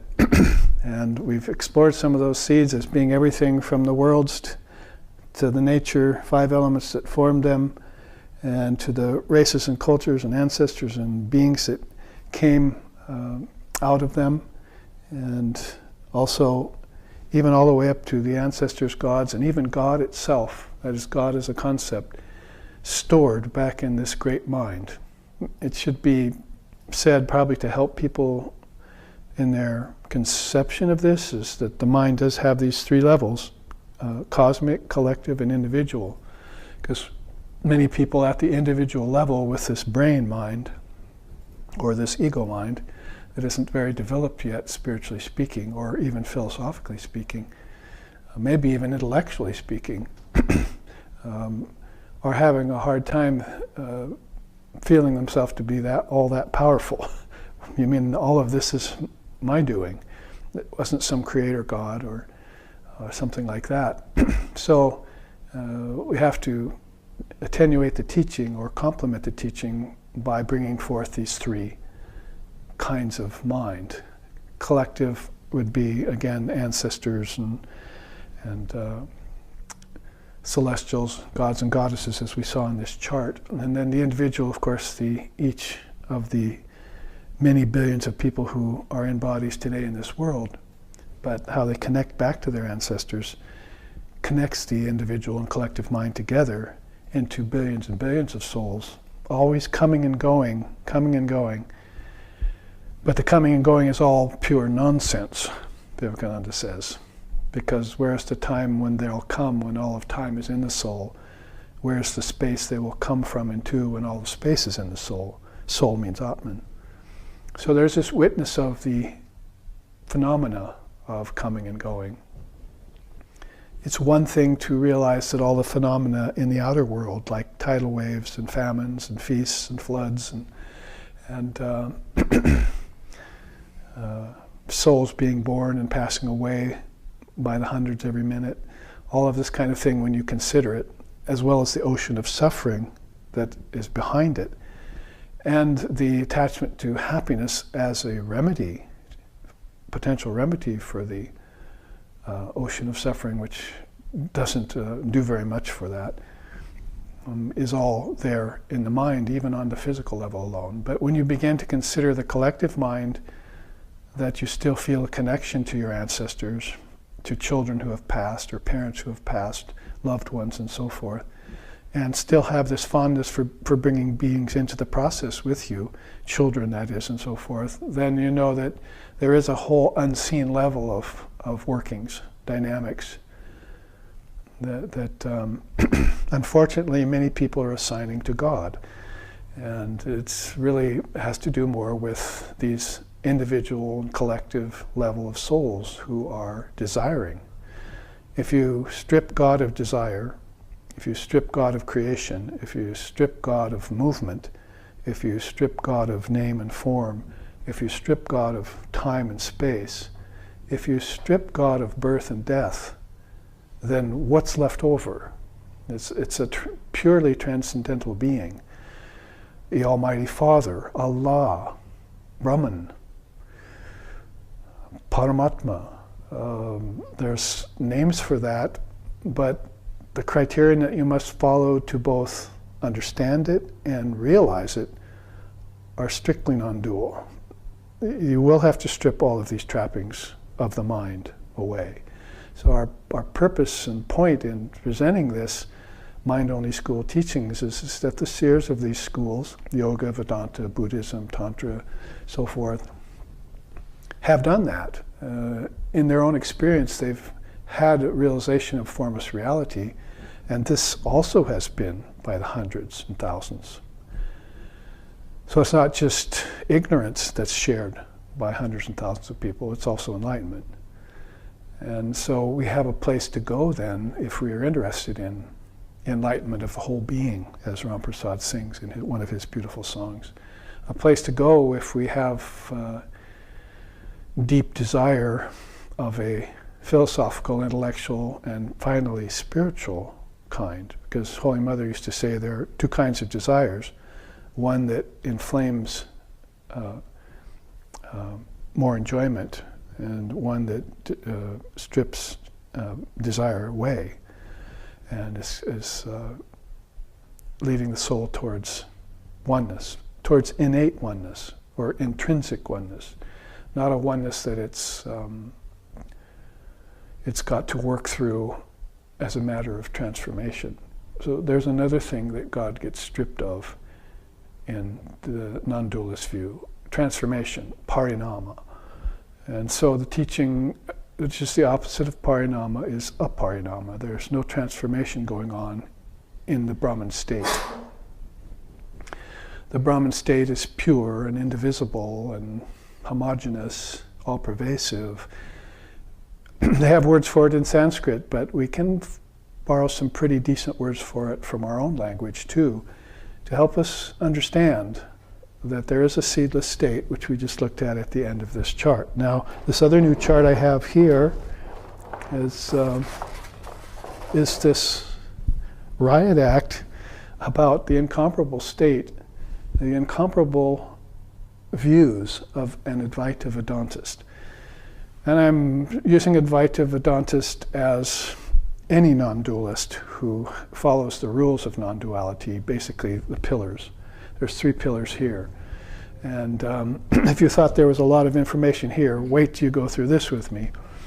But this chart is presented more along the fact of someone who is either in the process of burning the seeds or has burnt them already. Now we have to, back to what I was just saying, realize that there are souls among us, even on earth, who are illumined and who have taken many conscious lifetimes. Most of us have heard about Dalai Lama and so forth, and Karmapa, and people who declare, I was going to say claim, but that would be something in the matter of contentiousness, but basically they declare that they have had many conscious births as bodhisattvas. In India too, Jivan Muktas are like that. That would be our word in the Vedanta tradition for a bodhisattva in Buddhism, would be Jivan Mukta, a living, liberated soul.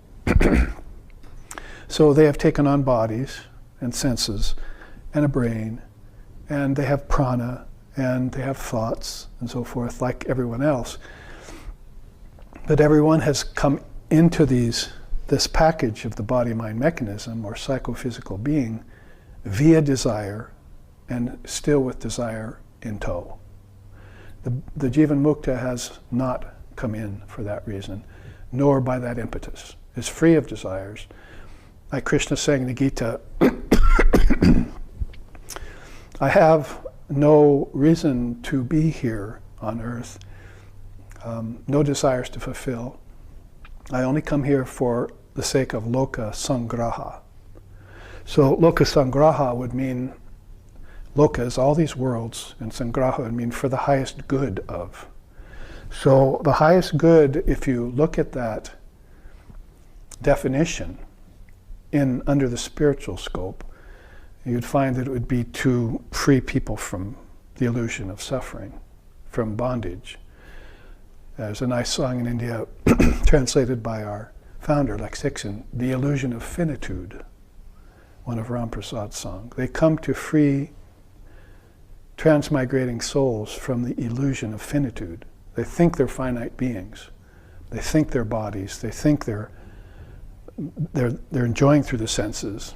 They have life force flowing through them that causes them to breathe, that causes them to go from waking, dreaming to deep sleep every 24 hours, that causes them to live, to be born, to live, and to die. All of these things are in them, and they think these things are actually happening to them. That is, they think they're the body, so if the body is born, and birth, growth, it grows, then disease, old age, decay come later, and then death happens. They're fully invested in this, and they call that a matter of practicality. I must accept death. we'll all die. So they're talking basically at the level of evolution, basically at the level of matter. They think themselves to be material. So a person who came into the body as a matter of choice and who chose parents as a matter of scrutiny and proper inspection, chose parents that would teach them Dharma and keep them free, say like Dalai Lama and so forth, and be born in a certain country with certain kinds of people, is of course on a much more surer footing in Maya, or let's call it relativity, than beings who come in here desire-laden. They're pretty much at the beck and call of their own egos. That's the small self, ego, ahamkara. The great self is Atman. Atman, ahamkara, they've made a choice between the two. They've denied one and accepted the other. So when they deny the ego and the mind, and they deny the seeds in the mind, and they want to get to a pure mind state, or they want to dissolve the mind, like is one of the meditations in yoga and Vedanta, then they will go about that as their practice. And the views they come up with are, well, incomparable is a nice word for it. Let me share some of this with you then. First, about Advaita Vedanta itself, or non-duality. The quote here is, "Non-duality is not a philosophy. It is the natural, transparent, and all-pervasive verity underlying all things, all phenomena, all beings, and everything that constantly undergoes change and cycles." Gaudapada has declared that it is the obvious and simple truth, the essence of existence, uncontestable in all realms of the world's religions and philosophies. So he would say other people can argue about it from the dualistic standpoint, from the fundamentalistic standpoint, from the qualified non-dualistic standpoint, or from whatever perspective you want. It's just the simple truth of the oneness of all things. Essence of existence. So quite often I've used that saying of Gaudapada and some of the teachings to say that, and you've heard me say it before, that in the West we're arguing about whether God exists or not, both in religion and philosophy. But in India they never argued about whether God existed or not. They declared God is existence. So they escaped that whole problem that could be hundreds or thousands of years argumentation going on in the name of philosophy, when they could have started right away with just affirming the nature and presence of consciousness. It is existence. So that we exist is proof of existence. Otherwise, where would the word existence be? Where is it stemmed from? And so words like existence, consciousness, awareness, those are words that the religious traditions of India have borrowed when they've taken Sanskrit or Pali or any of the Indian languages into English to try and help us study snow conditions, like the Eskimo would do. Look at our consciousness and how it changes. So the result of that is some of these beautiful statements here. They might be beautiful to you, they also might be a bit shocking or stark. But this is how we must see that a non-dualist looks at things after having had the experience of self-realization, one way of putting it, or having had enlightenment, or nirvana, or satori, or nirvikalpa. Even maybe some of the seated samadhis have given them a view like this, have begun to change the flavor of their mind's thoughts. From dualistic, well, let's say from fundamentalistic to dualistic, from dualistic to qualified dualistic, from dualistic finally to Advaitic. And the I and my Father are one statement is, of course, a sign or a perspective of that in Christendom. That followed up by be thee perfect as thy Father in heaven is perfect, then you have this idea of a soul that wants to identify itself with the highest truth, because it knows somewhere inside of it, either intuitively or through deepening insight, that it is that thou art. is how it was put in India, tat tvamasi, that thou art. And it comes to a place of pure mind. Sometimes you'll sing about that pure mind there.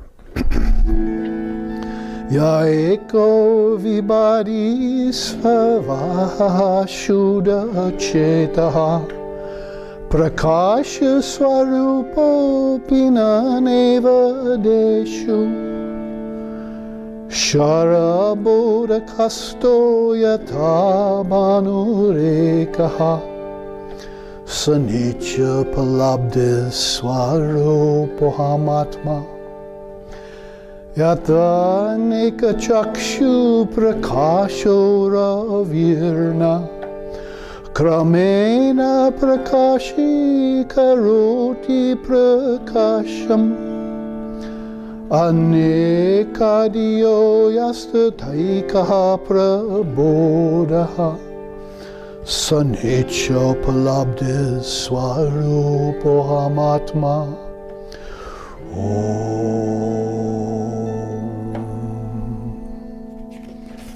So, Hasta Amalaka, he named himself after the teaching of the fruit in the palm of your hand. Hasta, hand, Amalaka, fruit. So, Holy Mother said that once. I may be doing works like everyone else, but anytime I want, I can reach inside of my cloth, take out my Atman and look at it like you could take and look at a fruit in the palm of your hand. So 1,200 years before that, Hasta Amalaka had been named that by Shankara when he spoke his first words as a teenager. He stayed mute his whole life, all of a sudden spoke his first words. And the first words he spoke is, I'm not a human, I'm not a god, I'm not a being inhabiting celestial realms. Neither am I a priest, a warrior, a merchant, or a menial worker. I am neither monk, householder, hermit, nor wanderer.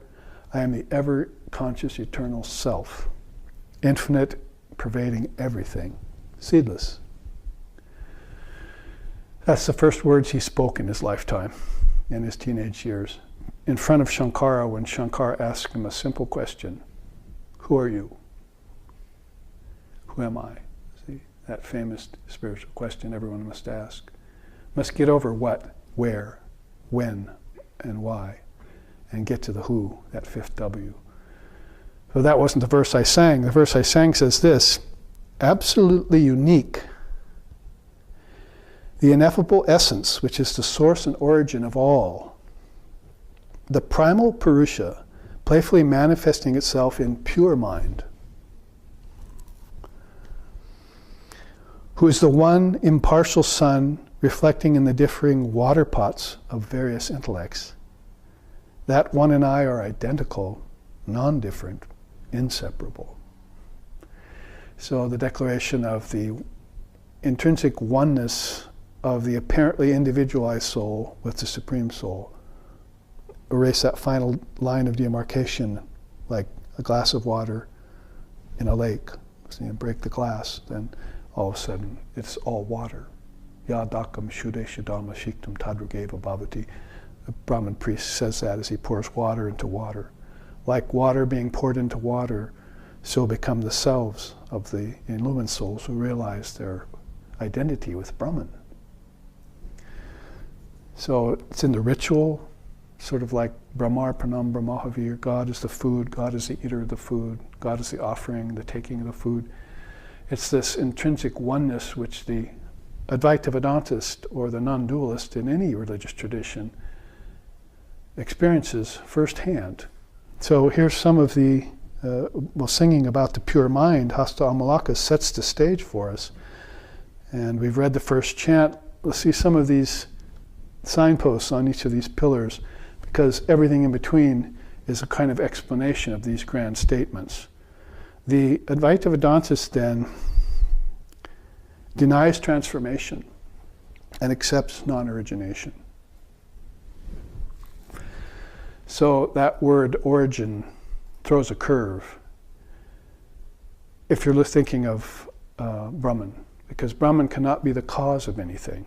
And that's probably one of the great statements behind every beef that the Advaita Vedantist has about the way people look at things. He's got a big bone to pick, with people who think in these ways and whose thought processes, based on these seeds, many of them mixed in with ignorance, are causing the world to be other than Brahman for thousands and millions of people. He wants that removed. Vivekananda was a soul like that. We want to remove the superstitions of religion. And one of those was the connection to the ancestors. You heard Hasta Malaka just sing about that. See? Basically, I'm not a god, I'm not a human, I'm not a celestial being. You know, it covers 3 bases right there. I'm not a human, I'm not a warrior, I'm not a merchant. If many of the business people today gave up being merchants, then we'd have honest doings.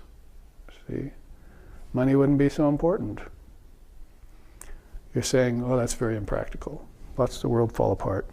But actually the world was never together. And neither was the mind unless it was pure. So you're just watering the seeds of dissension, of suffering, of happiness, which is well, let's see what he says about happiness when we get to that. Overrated. But basically back to this, it denies transformation. He says, there's no change going on in Brahman, and thou art that. Everything is Brahman. And the transformation is apparent only. So you shouldn't get allured by the changes of things, like your children growing or you dying and things like that. Don't accept that, deny that, and say, I am the transformationless self. Always declare that to yourself. The next one he says, the Advaita Vedanta sees beyond evolution and involution into all-pervasive stasis. So here we have a problem. My teacher used to say, science declares the evolution theory, and then 7-day creation theory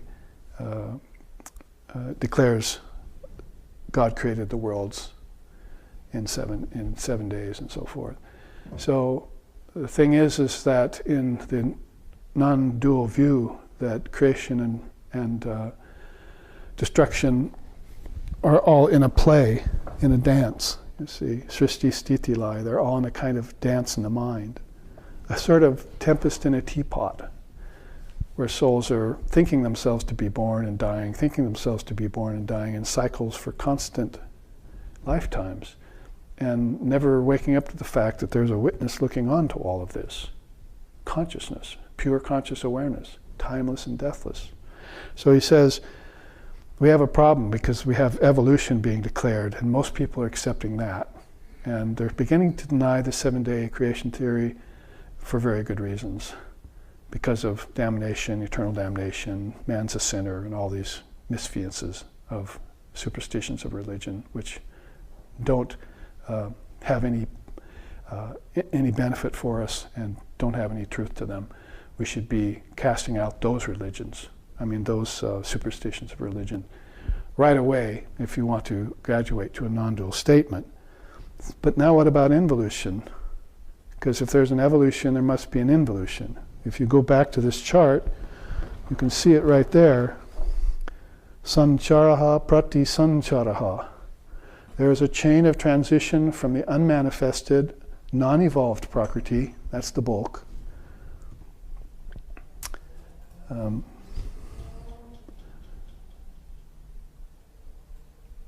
to manifested Prakriti and its evolutes, ending in the grossest evolute, earth.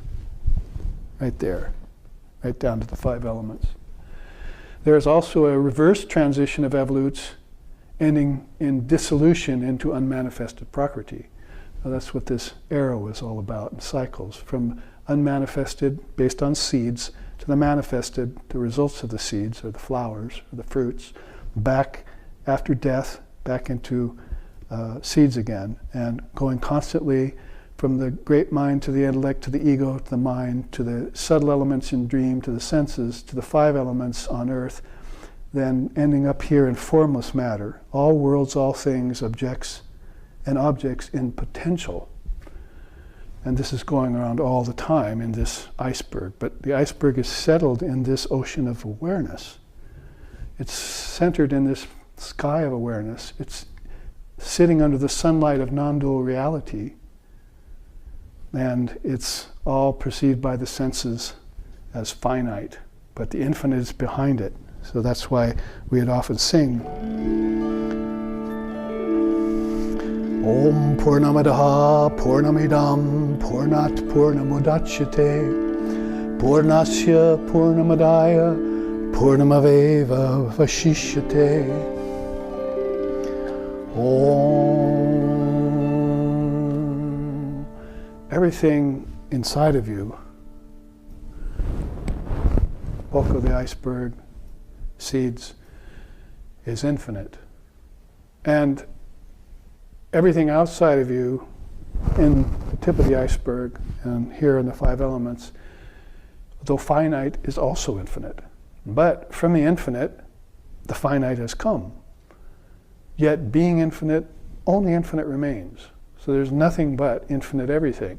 It's just a matter of whether it's infinite consciousness, if you see it, or if it's infinite worlds, if you participate in projecting them, or it's infinite nature, plants, animals, bodies, and so forth, if that's what you're participating in, usually not knowing that it came from the seeds of something subtler, those seeds in your own mind. So these, one of the 7 peace chants, it's right there. All that is perceived by the senses is finite, that is beyond the senses is infinite. From the infinite the finite has come, yet being infinite, only infinite remains. Thanks to the Ishavasya Upanishad for stating that, one of those 7 peace chants. So, involution, evolution is looked upon by the Advaitist and dissolved into the eternal stasis. That is, this is a cycle that's going on under the watch of this witness consciousness. The non-dualist has seen the witness consciousness and identified with it. The Advaita Vedantist assigns name and form to Maya and realizes nameless, formless essence. You know, Vivekananda came and said, name, form, time, space, and causation. Nama, Rupa, Desha, Kala, Nimitta. Those 5 Sanskrit words make up Maya. So anything that has a name or a form, anything that goes through, experiences time in space and suffers cause and effect, which we would call karma, is in Maya. And then beyond Maya is this witness consciousness, the divine essence.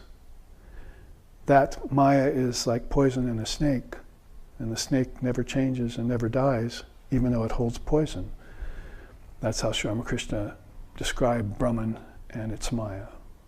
So this not to leave one as an independent reality. There's only one reality, otherwise the two would contrast each other. So Maya has, that is the poison inside that snake. You want to probably see the snake and don't get injected by the poison. Another sign here, observes time and space as relative laws that ultimately dissolve into timeless awareness.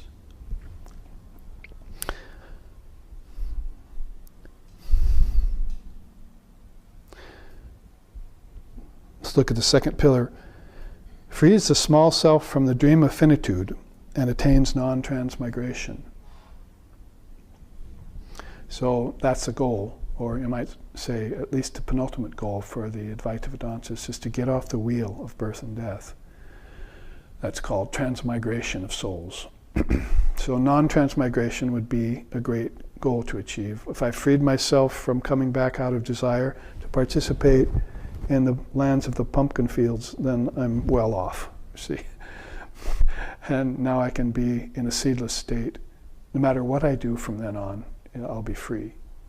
So he frees others from the dream of finitude when he or she comes, like Sri Ramakrishna and Shisharda Devi. There's beautiful images here in the mandapams. We worshipped with a puja last night. There are flowers all over, if live streaming audience could see. So you want to free the small self from this illusion of finitude. Another one perceives birth, life, and death as mental dreams and becomes ever awake. So there's birth, life, and death, but then what about this beautiful principle that Jesus declared to the fisherman and the tax collector? Basically, there's also eternal life. You have birth, life, and death going on. In fact, I'm going to be compassionate and declare to you that you need more than that. And you need to become fishers of men, which is, by the way, up here. If you become fishers of men, then you can free the small selves from their illusion of finitude. So in order to do that, you're going to have to perceive birth, life, and death as a dream in your mind. And the dream that's recurrent. Many, many times you've lived. If you want to go to the Indian seers, like Sri Krishna in the Gita, oh, I've lived many lifetimes, Arjuna, but I'm aware of all mine. You've lived many lifetimes too. You're not aware of yours yet. So reach that yogic insomnia, or the ever-awake state, as our founder Lex Hixon declared it, yogic insomnia. Here's something I mentioned in the first half, renders the functions and the import of matter and life force into the Devatma Shakti. So, te dhyan yoga nugata apashyam Devatma Shaktim svagunair nagunam, as the Svetashvatara Upanishad says. So basically, the Devatma Shaktim is that underlying presence that through meditation, Jnana Yoga, they eventually saw. But she had been veiled before because of all this. And because of the gunas that cause these things to revolve. She had been veiled. For lifetimes she'd been veiled. Ramakrishna only brought her to us recently. Back to India in 1836 and through Swami Vivekananda to us in 1893. Oh, guess what? There's this Divine Mother existing behind everything. So the non-dualist, when you hear what's being said here, renders the functions and the import of matter and prana into the Devatma Shaktim. He does not see matter as being conscious, does not see prana as being conscious, nor does he get caught in matter and prana, which causes this loop. But he renders them all to the Devatma Shaktim. She who is the manager of all seeds and who is also one with the seedless state. Didn't she just say that? At the time of great dissolution, I withdraw all beings into and worlds back into my unmanifested Prakriti, while I myself disappear into the formless Brahman. So all things that were seeds, they'll have to go back to their seeds, and then the seeds will be brought back into her, and then she will disappear into Brahman. Must be some sort of analogy like that in the marketplace. Here on earth, you see. Somebody brings her basket of stuff and seeds, and she sells the seeds, and which ones aren't sold, she puts back with the fruit she didn't sell, all in the basket, takes the basket, goes home. Nobody ever sees her again. She moves to another island. So in that way, it's all a projection, a sustenance, and a withdrawal, which of course is her play, Leela. There is a way to gracefully complement non-duality with the play called Leela. Shakta Advaita Vadans do that. This is part of what we're studying here. So that's a very powerful one. Another one here is realizes that activity, movement, and karma all take place in nature, not in the soul. And of course, that's pretty much the words out of Sri Krishna's mouth in the Bhagavad Gita. All activity takes place in nature, Arjuna, not in the soul. Make sure that you define soul properly in our tradition. Soul is with a capital S, that means Atman. The indivisible self, the great self. It doesn't mean small s, which is mind, because that can also be said. The mind complex, in fact, it's described right there. The mind complex is a composite of thought, duality, intelligence, and ego. That's the mind complex. That's what transmigrates. It takes its four aspects and it transmigrates. In fact, why don't we just read that right now? Since the world is a construct of the mind, and its objects are merely thought concretized via desires of the ego, then mind, ego, thoughts, worlds, and objects should all be dissolved into the formless Brahman.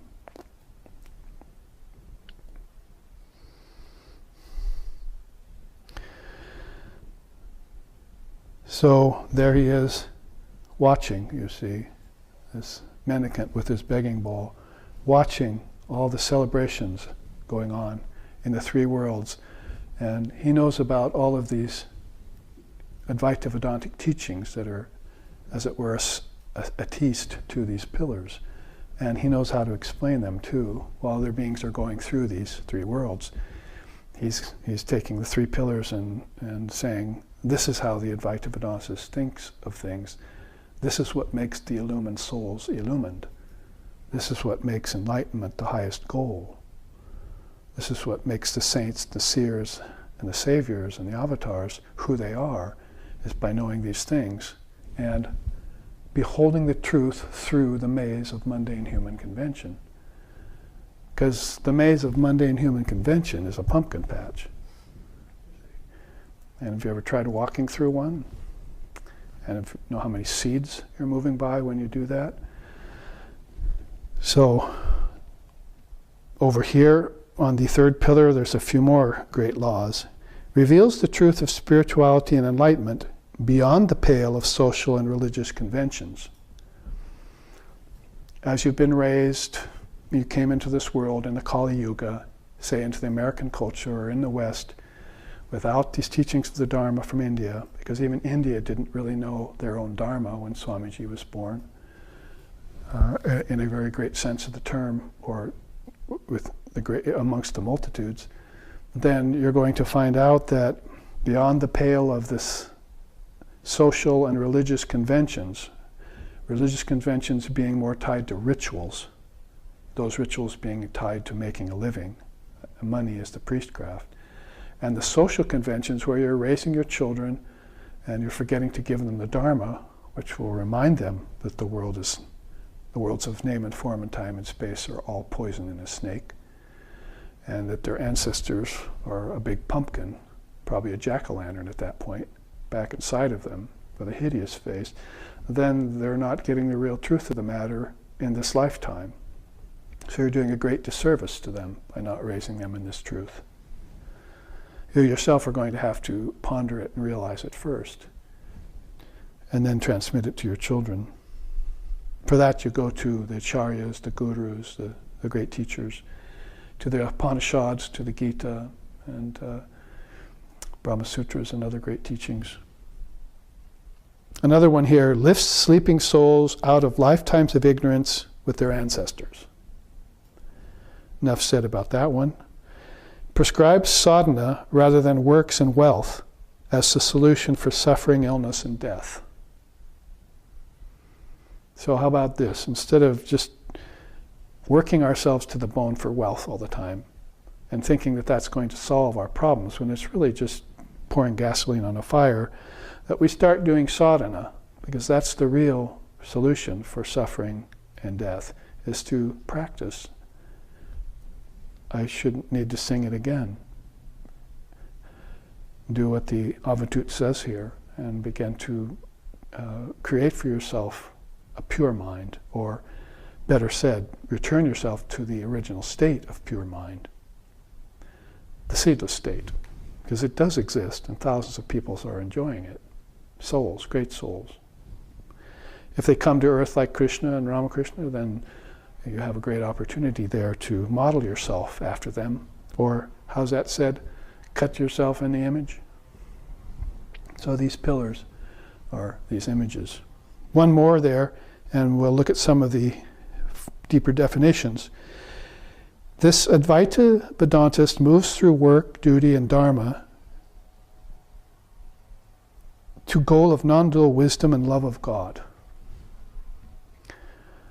So, moves through work, duty, and dharma to the goal of non-dual wisdom and love of God. So the ultimate goal for them is having this non-dual wisdom that keeps them free in a world that has lots of problem with religious and social conventions, suffering, rebirth or lack of understanding of rebirth, and who does not see or perceive the presence of Maya in and around everything, is not aware of the poison of the snake that's being injected into them every lifetime, and is not aware of the Dharma that can solve that, in that case, then that soul is going to declare such things in no uncertain terms.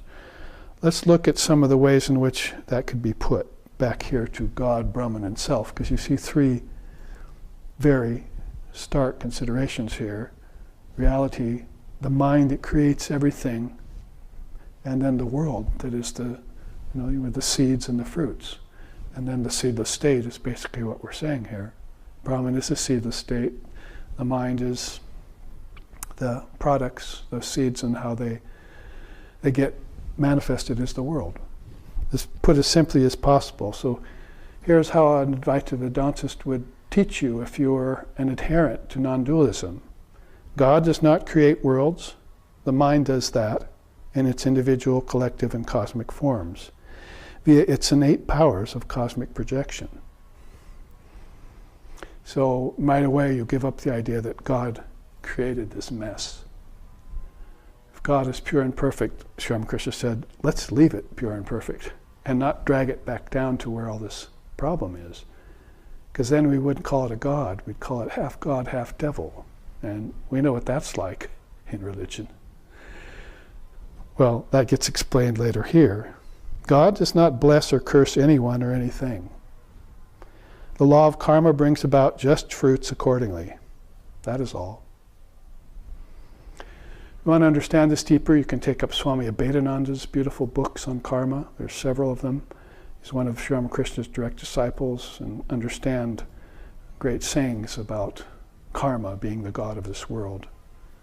Or like somebody asking Jesus once, who was it that sinned, the father or the mother, that the child was born blind? See? And Jesus said, neither. He knew there was no such thing as sin. There was only karma. So it was part of the karma for that father and that mother to have a child who was blind. They had a karma for that. And the child itself was born blind because of its own karma, for whatever reason. Could have been born blind for good reasons, or it could have been born blind because it blinded someone else for negative reasons. The whole thing is karma. It has nothing to do with praise, blame, fault. So that's a superstition of religion we should knock right out from under everything. Like, for instance, recently, not too recently, the floods in New Orleans. So the Christian preachers were on the radio. I heard them when I was driving along in a car, how New Orleans had its comeuppance, you see. They were all sinners because they were gambling and prostitution and all that, as if that doesn't happen in every city. And so they got their comeuppance because God cursed them, you see. That's superstition in religion. There's just a karma there. And those Christian priests who were finding fault with New Orleans and blaming them for their own karma, they're taking a part of that karma too. Investing in it by talking ignorance, see, by finding fault. So these are things the Advaita Vedantists would not accept. No, I do not accept that. My teacher used to say, it's untenable and unacceptable. Those are his direct words about many of these things. Those things are untenable and unacceptable. I would not believe in a God like that. So I've heard other swamis of my Ramakrishna order say that too. God does not heal or cause disease. I'm using the word God sort of in place of Brahman, so we who use the word God in America and in the West, in Europe and so forth, will get the idea about this ultimate reality and assign it to Brahman, the seedless state, rather than pull it down into these levels of misfiance. So God does not heal or cause disease. All illnesses, their causes and their cures, rest in the mind with the individual ego. That came to mind the other day when I heard someone say, well, God caused my father to get cancer, so he wants him to die. So there are people who think like that. This was a teenager. So the teenager got that idea from someone, parents probably, or a religion, fundamentalist religion. God gave my father cancer and wants him to die. That's how the young boy had concluded why his father had cancer. So, untenable, unacceptable. Let's correct your mind. God isn't the cause of anything, but to speak of illnesses and disease. Lord Vashishta says, all diseases are in the mind, and the first of those diseases is rebirth. What a beautiful ray of light you see from India. All diseases exist in your mind, and the first of those, and primary of those diseases, is rebirth. If you didn't take a body, you wouldn't suffer diseases. So let's put it into some sort of practical reasoning here, at least, where we can contemplate something closer to the truth. What else does the non-dualist declare? God is not responsible for floods, famine, and pestilence. Such catastrophes are caused by nature, the 5 elements, weather, etc., all whose causes are to be found in the mind. You are the author of the 5 elements. Your 5 senses prove it. You come out of your mind, you get into your dream senses, then you get into your waking senses. The waking senses like what? The nose likes to smell, so it gets earth. The tongue likes to taste, so it likes water, creates water. The eyes like to see, so it creates sunlight. And the body likes to touch, you see, so it creates feeling, air. And the ears like to hear, so it creates ether. So these things march out in 5s, quintuplication process, and march back in. We have to go back and say it. Sancharaha prati sancharaha. This is the chain of transition from the unmanifested or unevolved prakriti to evolved prakriti and back again in cycles. God and the soul, Atman, are non-different, thus the soul cannot be created. Neither from dust, by the gods, or even by the mind. God, soul, self. They're all identical, undivided, and acreate.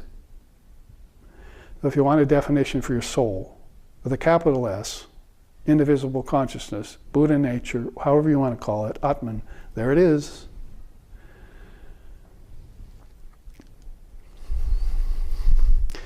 It cannot be created, it's acreate. That was coined by Vivekananda. It's acreate. Brahman is acreate. Soul, Atman too, identical with Brahman, is acreate. Who could create a soul? And what to speak of from dust? Or let's go to the gods, you see. Like the Amazons, you see, oh, we never had a father. We were created by our mothers, and then Zeus breathed life into us, see. So whatever ideas are out there in the different religious traditions and philosophies of the world, India corrects them.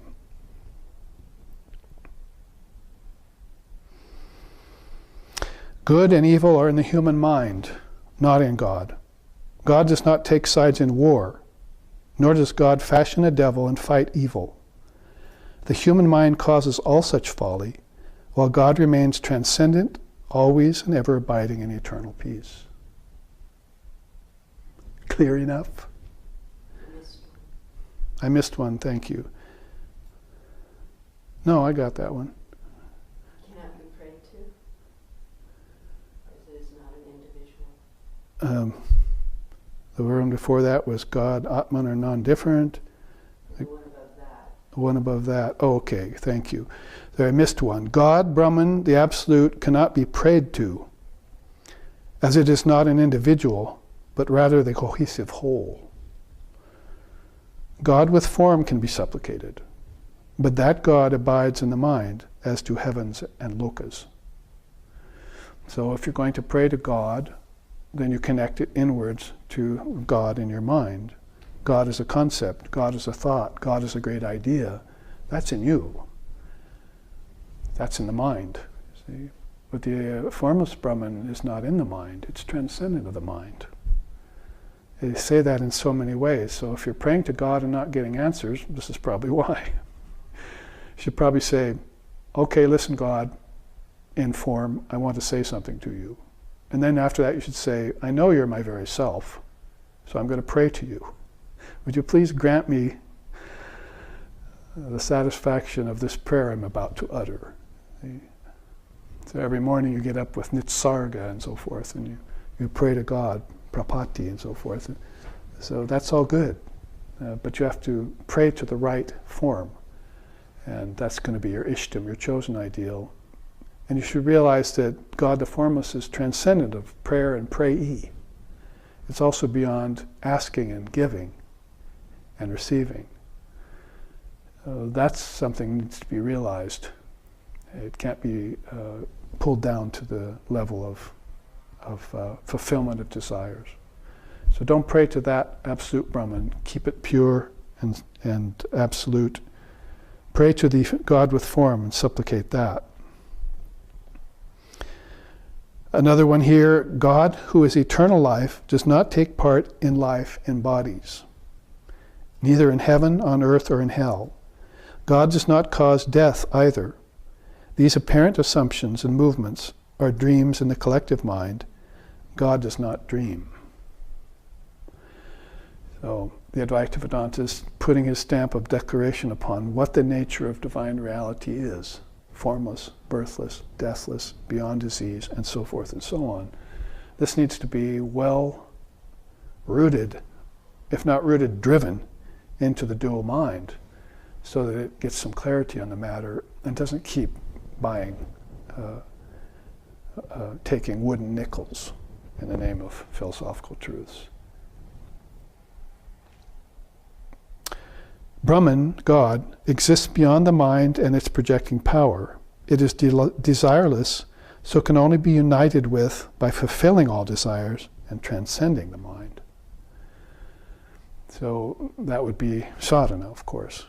You want to fulfill the desires of your mind in dharma, and then when the mind is well placated, transcend it. And the mind will stop thinking about things. It's almost like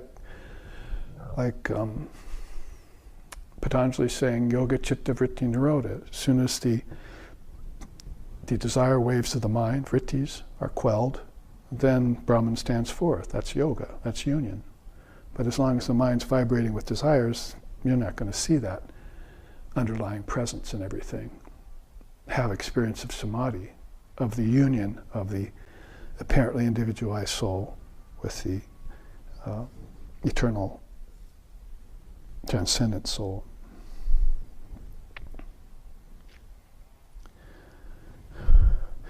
Under mind, then, if we've read this statement of the Advaita Vedantists, though I have one more, time, space, and cause and effect, parens karma, operate when the mind is present. They do not function in the Brahman state. Therefore, events in time, objects in space, and the happiness and suffering of cause and effect are not present in Brahman. We have all of this on good record by Sri Ramakrishna's description of his samadhi, saying that all the worlds went away, and time went away, and space went away. All the forms of God went away too, and he was poised in this non-dual state. That's called nirvikalpa in our tradition. Nirvikalpa. Nirvi means extinction of kalpas. Imaginings in time would be one way of defining the word kalpa. Kalpanika would be the word in Sanskrit. So absence, it's been struck away. It's like nirvana, the same Sanskrit root. It's been extinguished. What's extinguished it? The seed desires were boiled over the fire of higher knowledge, and then it didn't sprout bodies anymore. If it didn't sprout bodies, it didn't deal with illness. If it didn't sprout illness in bodies, it didn't have ancestors. If it didn't have ancestors, it went beyond the mind into the seedless state and realized its true self, its identity with Brahman. And that's non-dual reality. All right, I hope I covered all of those. Let's look under mind for a few more of these terse statements, these non-compromising declarations of the Advaita Vedantist. Are you having fun? Cosmic mind authors the 7 worlds. Collective mind fashions the heavens. Individual mind forms the physical universe. God, the underlying substratum, beyond all worlds, remains untouched, untainted. So it's all mind's doing, from cosmic to collective to individual. All these 7 worlds is one system that we hear about in India. Because there are 3 worlds which occupy, probably call them earth, nether worlds, and heaven. But then there are 4 other worlds that got realized in the present age. And they were worlds of higher beings, like saints and seers, they're not given pumpkin assignments here. They're beyond seeds, most of them. Pure mind is Brahman. It does not vibrate. Impure mind, manas, infects life and the worlds with dualities and fills them with pleasure and suffering. Pure mind remains indifferent to these. So the seedless state is that pure mind in which all seeds have been boiled in the fire of non-dual wisdom, which is being read here, which is being stated here, in many ways in accordance with what people worship here, quote unquote. What I'm talking about when I say that is Katha Upanishad. There's a whole host of verses that ends with that same refrain, not that which people worship here, not that which people worship here.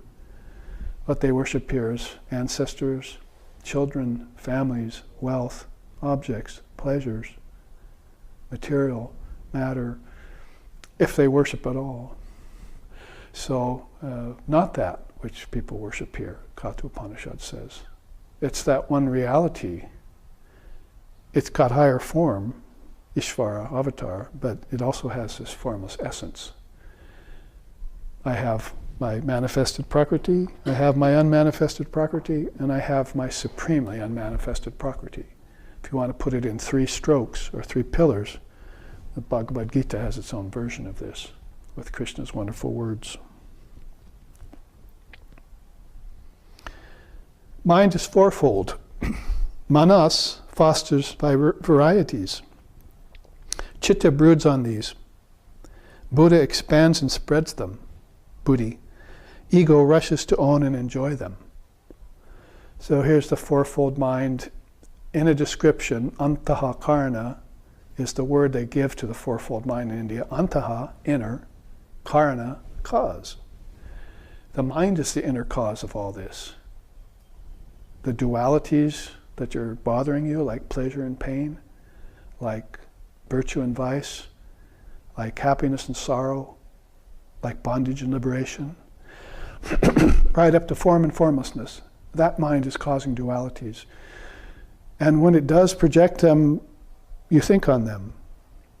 We wish you would ponder them. I was saying last week in Portland that when I was driving along the freeway between Portland and Seattle, I saw an exit, and the town was named Ponder. So I almost took that exit because I'm inclined to ponder things. I'll have to go see that town sometime and see what the people in it are doing.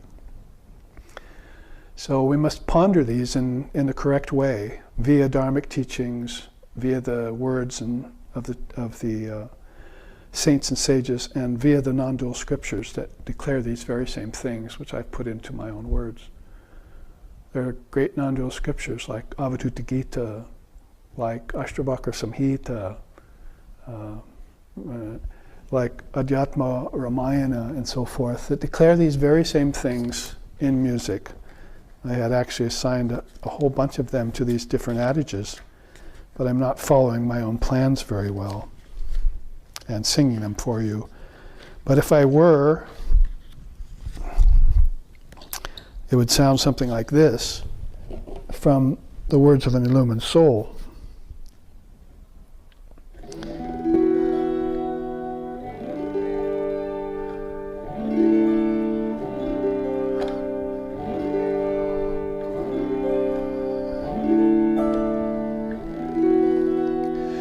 Janatrayam yadichaneti katam turiyam Kalatrayam yadichaneti katam dishascha Shantam padam hi paramam paramartha tattvam Gyanamritam samarasam gaganopamoham Mata pita di tanaya di nabekarachit Yatamritam nachamano nachamekarachit Nirvakulam stiramidam paramartam tattvam Gyanamritam samarasam gaganopamoham Gyanamritam samarasam gaganopamoham.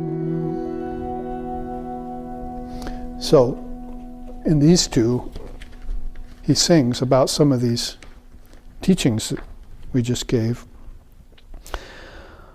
I do not know of a fourth state when the first three are already non-existent.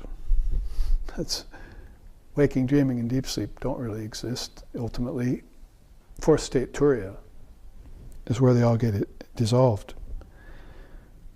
The 4, 8, and 16 directions surely cannot exist when the three phases of time are seen to be unreal. Throughout all, for me, Brahman is the supreme abode of peace. I am pure existence, wisdom, and bliss, as boundless as the sky, infinite like space. About ancestors, he sings, free now and ever, I have neither fathers, mothers, or children, for birth, death, and desire have all been extinguished. The ever-abiding state of utter calm has now come over me. It is unshakable and supremely tranquil. Thus I am pure existence, wisdom, and bliss, as boundless as the sky, infinite like space. About action and karma, he sings, Nishkarma karma pramam satatam karomi Nisanga sanga rahitam satatam varomi Nirdesham deha rahitam satatam vanodam Gyanamritam samarasam gaganopamoham. He goes on singing, Kim nadaro dishinase chakabe swarupam Kim namaro dishisake nachate virupam Kim namaro dishisake nachame pyayamsi Gyanamritam samarasam gaganopamoham Aishvaryami chasikatam nachate danani Aishvaryami chasikatam nachate hi patni Aishvaryami chasikatam nachate mameti Gyanamritam samarasam gaganopamoham Gyanamritam samarasam gaganopamoham. These 40 verses just roll on interminably, always with that refrain at the end, Gyanamritam samarasam, Gyanamritam, the nectar of this highest wisdom. Gaganopamoham, I am that nectar, and it translates into pure Satchidananda, existence, knowledge, and bliss absolute. So he sings in these verses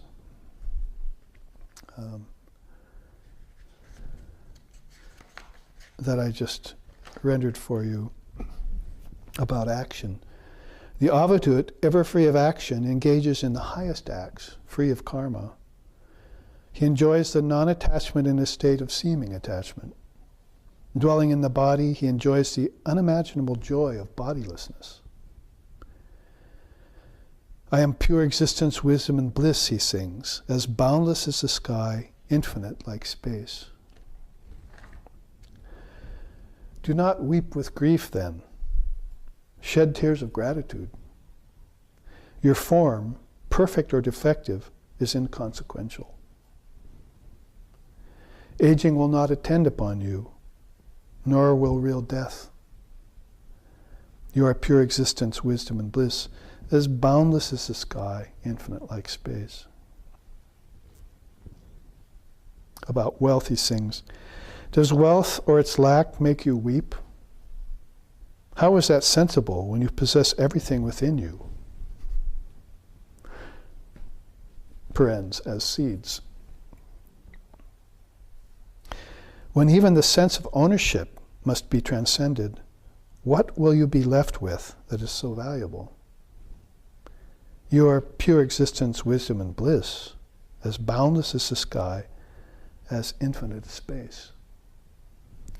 And about the mind, he finally sings, I'll just read that one. The creation of these many worlds was not for our benefit. How could they be when Brahman is beyond them, and we are that Brahman? It is the shameful, impure mind that has vomited them out. Unity and diversity is not for us, is not our nature. We are pure existence, wisdom, and bliss, as boundless as the sky, infinite like space. So a little rendering of the way the Avadut would actually sing this to people who might come and listen. And this is how it's been put in this chart that we're looking at. Let's finish this up in the 4 minutes remaining, I think. There is no world. We'll talk about the world at the end here. There is no world or worlds. There is only Brahman. Those who create a world separate from Brahman do so out of folly and to their own undoing. The world, as a world, he sings, however, is useful for purification of the mind. But the soul, the true self, is ever pure and ever free. So where does that leave the world?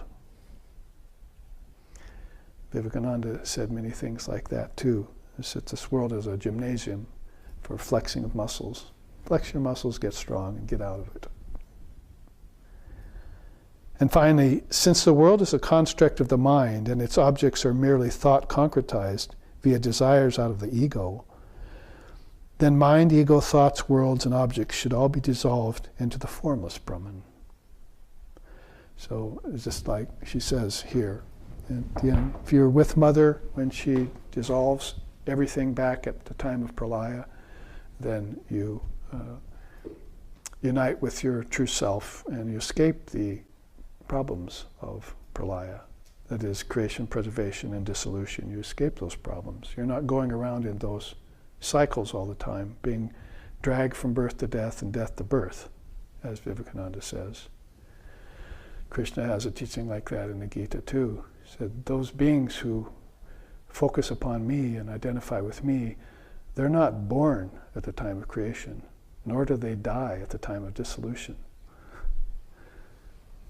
Does it sound just exactly from the Gita like this non-dual wisdom? They're not born at the time of creation, nor do they die or suffer at the time of dissolution.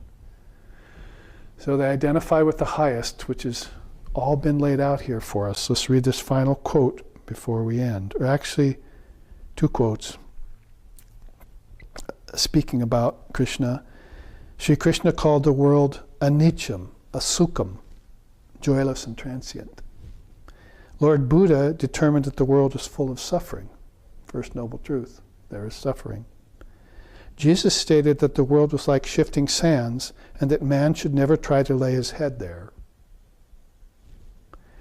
Sri Ramakrishna compared the world to a hole in the ground and ignorant living beings as vipers therein.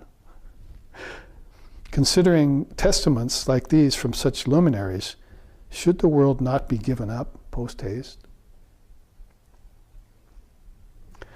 And finally, Swami Vivekananda's quote about this beautiful Advaita Vedantist and his views. I am a Vedantist. Satchitananda, existence, knowledge, bliss absolute, is my God. I scarcely find any other God than the majestic form of my own self.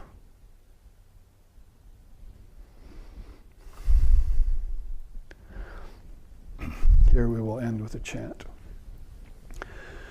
Om Bhadram Karnabhihi Srinayama Devaha Bhadram Paschema Akshabirya Jatraha Sthirair Tustavam Sastanavir Vishema Devahitam Yadayuhu Om Shantihi Shantihi Shantihi. May we hear with these ears what is good and spiritual. May we see with these eyes what is noble and uplifting. And may we, while worshiping the Lord and Mother of the universe with healthy minds and bodies, live a life which is beneficial to ourselves and to all other beings. Om peace, peace, peace. May peace be unto us, may peace be unto all. Om Hari Om.